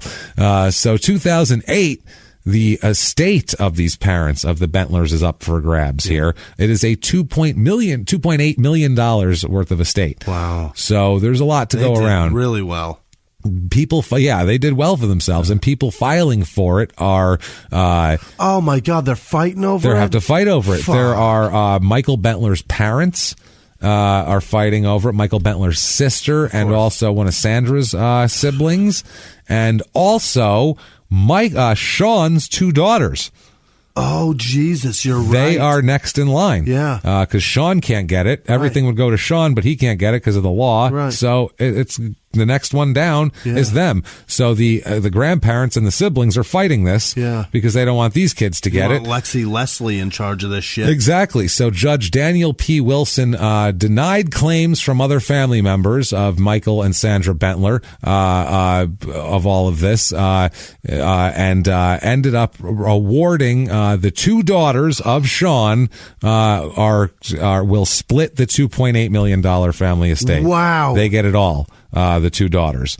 They will split it. They said that they have to, put it all into trusts and all that sort of thing and set up a probate thing and all that shit so they can take care of it. It'll take until those kids are 18 to get it. Yeah. But they, either way, though, they got $1.4 million apiece, the kids, in this scenario here. August of 2009, the home goes up for auction. Yeah. It went up for auction in more than an hour. 445 acres of land were bidded on and sold. Basically, they broke it up into 7 tracts because it's so big, ranging from 16 acres to 103 acres.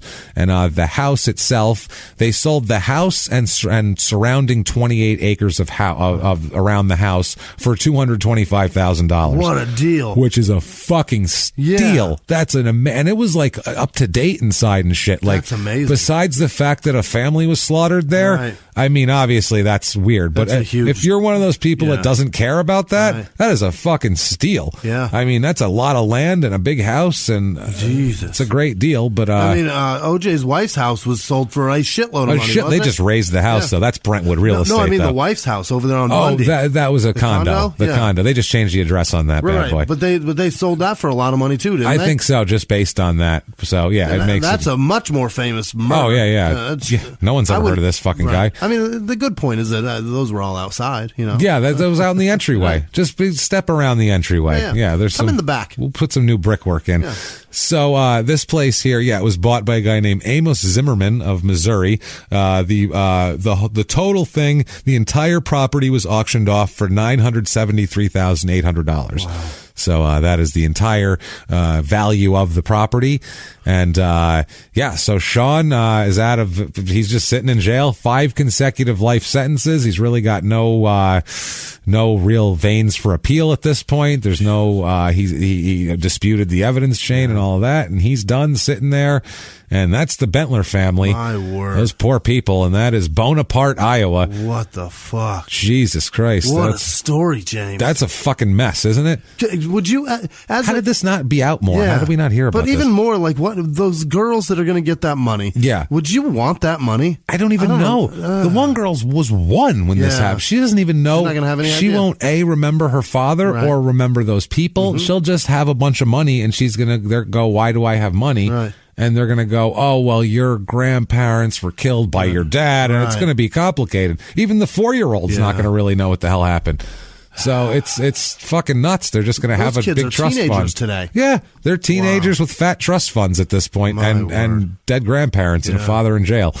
So story. That's a fucking mess. That's Bonaparte, Iowa, everybody. Wow. Go saddle up and move there. That sounds like fun, huh? I am blown away. What a story. I am too. I thought that was I couldn't believe that hasn't been out there more. It was one of those stories where I'm like, how has nobody done this? That should be much more popular. Yeah, that should be that should be on Dateline fucking all the time. That should be rerun. Yeah, it's craziness. But so there that is. If you like that show, there are ways to tell us about it. Very, very simple ways that help us out a lot, like going over to iTunes, Apple Podcasts, whatever it is, the purple icon, and giving us 5 stars and saying whatever you want. Doesn't matter what you say. Just say I'm following instructions, and we're like, awesome. Get well, Jimmy. Yeah, thank you very much. That helps us out tremendously on the charts, so please do that. And honestly, wherever else you listen to podcasts, do that. Give us a review if you can, because it always helps. Sort of rating system. It always helps out. It definitely always helps out. Also, like we said, listen to Crime and Sports, damn it.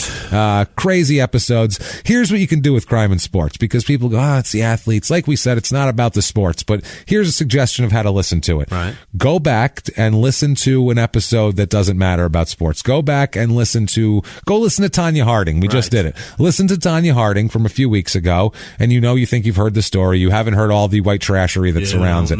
You don't know shit. Listen to the story and go, oh, that's what this is, because that's what it is. It's not about sports. It's listen to a story that you know about, or go back and listen to Vyacheslav Dotsic and go, oh my God, I don't care if there's sports in it or not. These are the craziest stories I've ever heard in my life. Find Otis Nixon, Google his face, and swear to Christ, see if you don't laugh as hard as we did. So that's what I'm saying. Do all of that. Listen to Crime and Sports. Do that. Go to shutupandgivememurder.com for everything crime and sports and small town murder related. Get all your merchandise. Get your tickets to live shows this week, tomorrow, if you're listening the day it comes out, Friday, January 25th in Seattle at the Neptune Theater. Come see us there, or also down in Florida and February 21st at the West Palm Beach Improv in West Palm Beach, Florida. And we'll be announcing in a little later on some more dates for the rest of the year. We're going to be filling in our schedule here. We're just we're choosing cities and stuff like that right now. So we're going to try to come to some places we haven't been before, and a couple of places that we went in the last year just because they were so crazy and were so good to us. We should see about a passport and see what Canada's got going on. Yeah, we should. Maybe we go check out Canada or something like that. But get on there, get those tickets to the live shows, do that. Other things you can do from there, follow us on social media. You can do at Small Town Murder on Instagram, at Murder Small on Twitter, at Small Town Pod on Facebook. Find us on any one of those sites and follow us, please. Do all of that. And if you want to be a hero to us, one of our wonderful outstanding outstanding, fabulous producers who we're going to talk about in just a second here. You can do that very easily by either going here or following the link on our site here to patreon.com/crimeinsports, or just heading over to PayPal and using our email address, crimeinsports@gmail.com, to make a one-time donation, whatever you want to do. And Jimmy, I know what you want to do. You want to fill me with the spirit of the people who have given us the life's blood this week. So Jimmy, please hit me with that list. This week's executive producers are Sheelan Ali, Susanna Platt, Evelyn Turkuel. I think it's Evelyn. It might be Eveline. I'm not sure. That's a tough last name. Skip Beeman donated twice, incredibly. Thank you so much. Good God. Emily Wilkins, Ashley Brocado. It's like brocado, like it's bro avocado. Bro avocado. Yeah. Ashley, thank you. Thank you, Ashley. Luke. Foppoli, Jennifer Liticote, and Lisa Jensen are both coming to Seattle. We'll see you guys up there. Javon Beisner, I think it's Javon. Yeah, it's Javon Beisner, that's for sure. And he said, Hail Nimrod, because he also listens to Cummins, and he says we are two of his three favorites. So awesome. Thank you very much, Thank Javon. you, brother. We're in good company. Also, Thomas Smith, Morgan Gravenmeyer, Natalie Martinchich, Kimberly Bryant, Ashley Vio, Catherine Hardwick, Stephen Rude, Jordan Moser, Don Bouchard, Jesse Hartman, Carly Way, Agatha Corhoran, yes, Mariella Rosas, Mariah Menhir, Mike Coziella, Julian Nwako. Oh, I think I like it. It's that's Asian, right? Thank you, Julian. No, I don't know. I don't know what it is. I don't know what you are, but I appreciate you. Thank you. Samantha Anderson, Mike Coziella, I already said that. Marielle Ekholm, Martin Ramsauer, Amy O'Hearn, John Erickson, Kelly Powell, Sierra Sorensen, Russell Tobler, Megan Case, Tim Rappold, Caitlin Wilhelm. God damn it.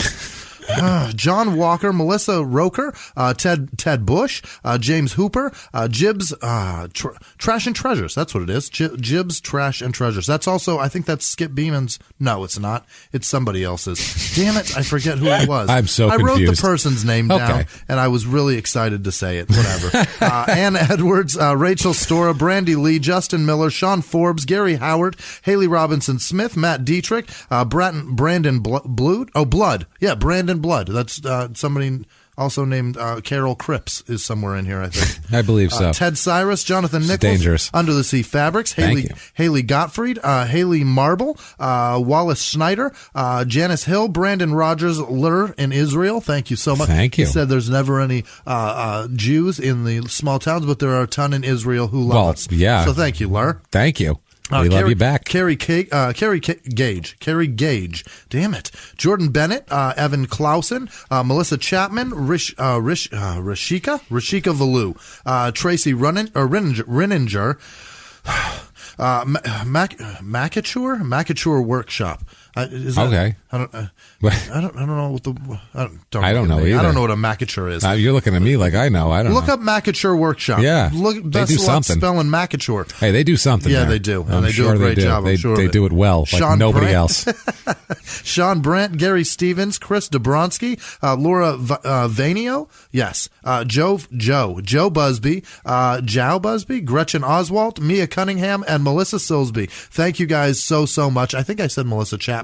If I didn't, I got you now. Thank you. Thank you so much, everybody. Mm-hmm. Honestly, you guys, you keep it going, and you make everything worthwhile, and you blow us away every week with your amazing generosity and your seeming to give a shit about us. So thank you. Thank you. It's rewarding and it feels nice. I'm telling you. What if somebody gave a shit about you, Jimmy? Where could they find you? You can find me at Whisman Sucks, WHISMAN Sucks on Twitter, Instagram, and Snapchat. Thank you guys so much. Where can they find you? Oh my, they can find me at Jimmy P is funny, or copy and paste my last name from the show description. Don't be a hero. It's a long one and you don't know how to spell it. So do that. And follow us and keep coming back, because we got crazy story after crazy story after crazy story. They just never end with small town murder. No. And we'll keep coming, and if you'll keep coming, even if you won't, like I said, we'll put it out on Spike, goddammit. Deal with it. We will do it. And until next week, everybody, it's been our pleasure. Bye.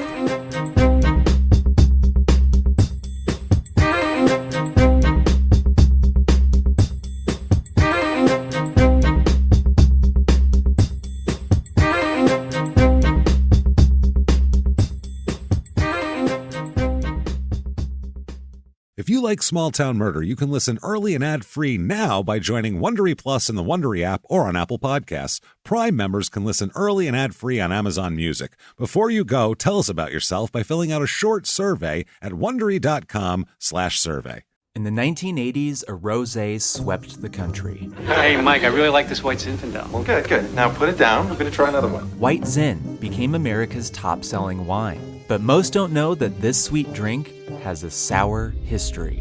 What began in 1986 with counterfeit bottles, a big fraud, a multi-million-dollar fraud, sent investigators chasing one of the most powerful families in the business, the Licciardis. But the closer the feds got to them, the more dangerous things became. It's a story of deceit. At the time, I was paranoid. Threats. You touch my kids, I will kill you. And murder. With a .22 caliber bullet to the head. What started with a scheme to mislabel wine spilled into a blood-soaked battle for succession.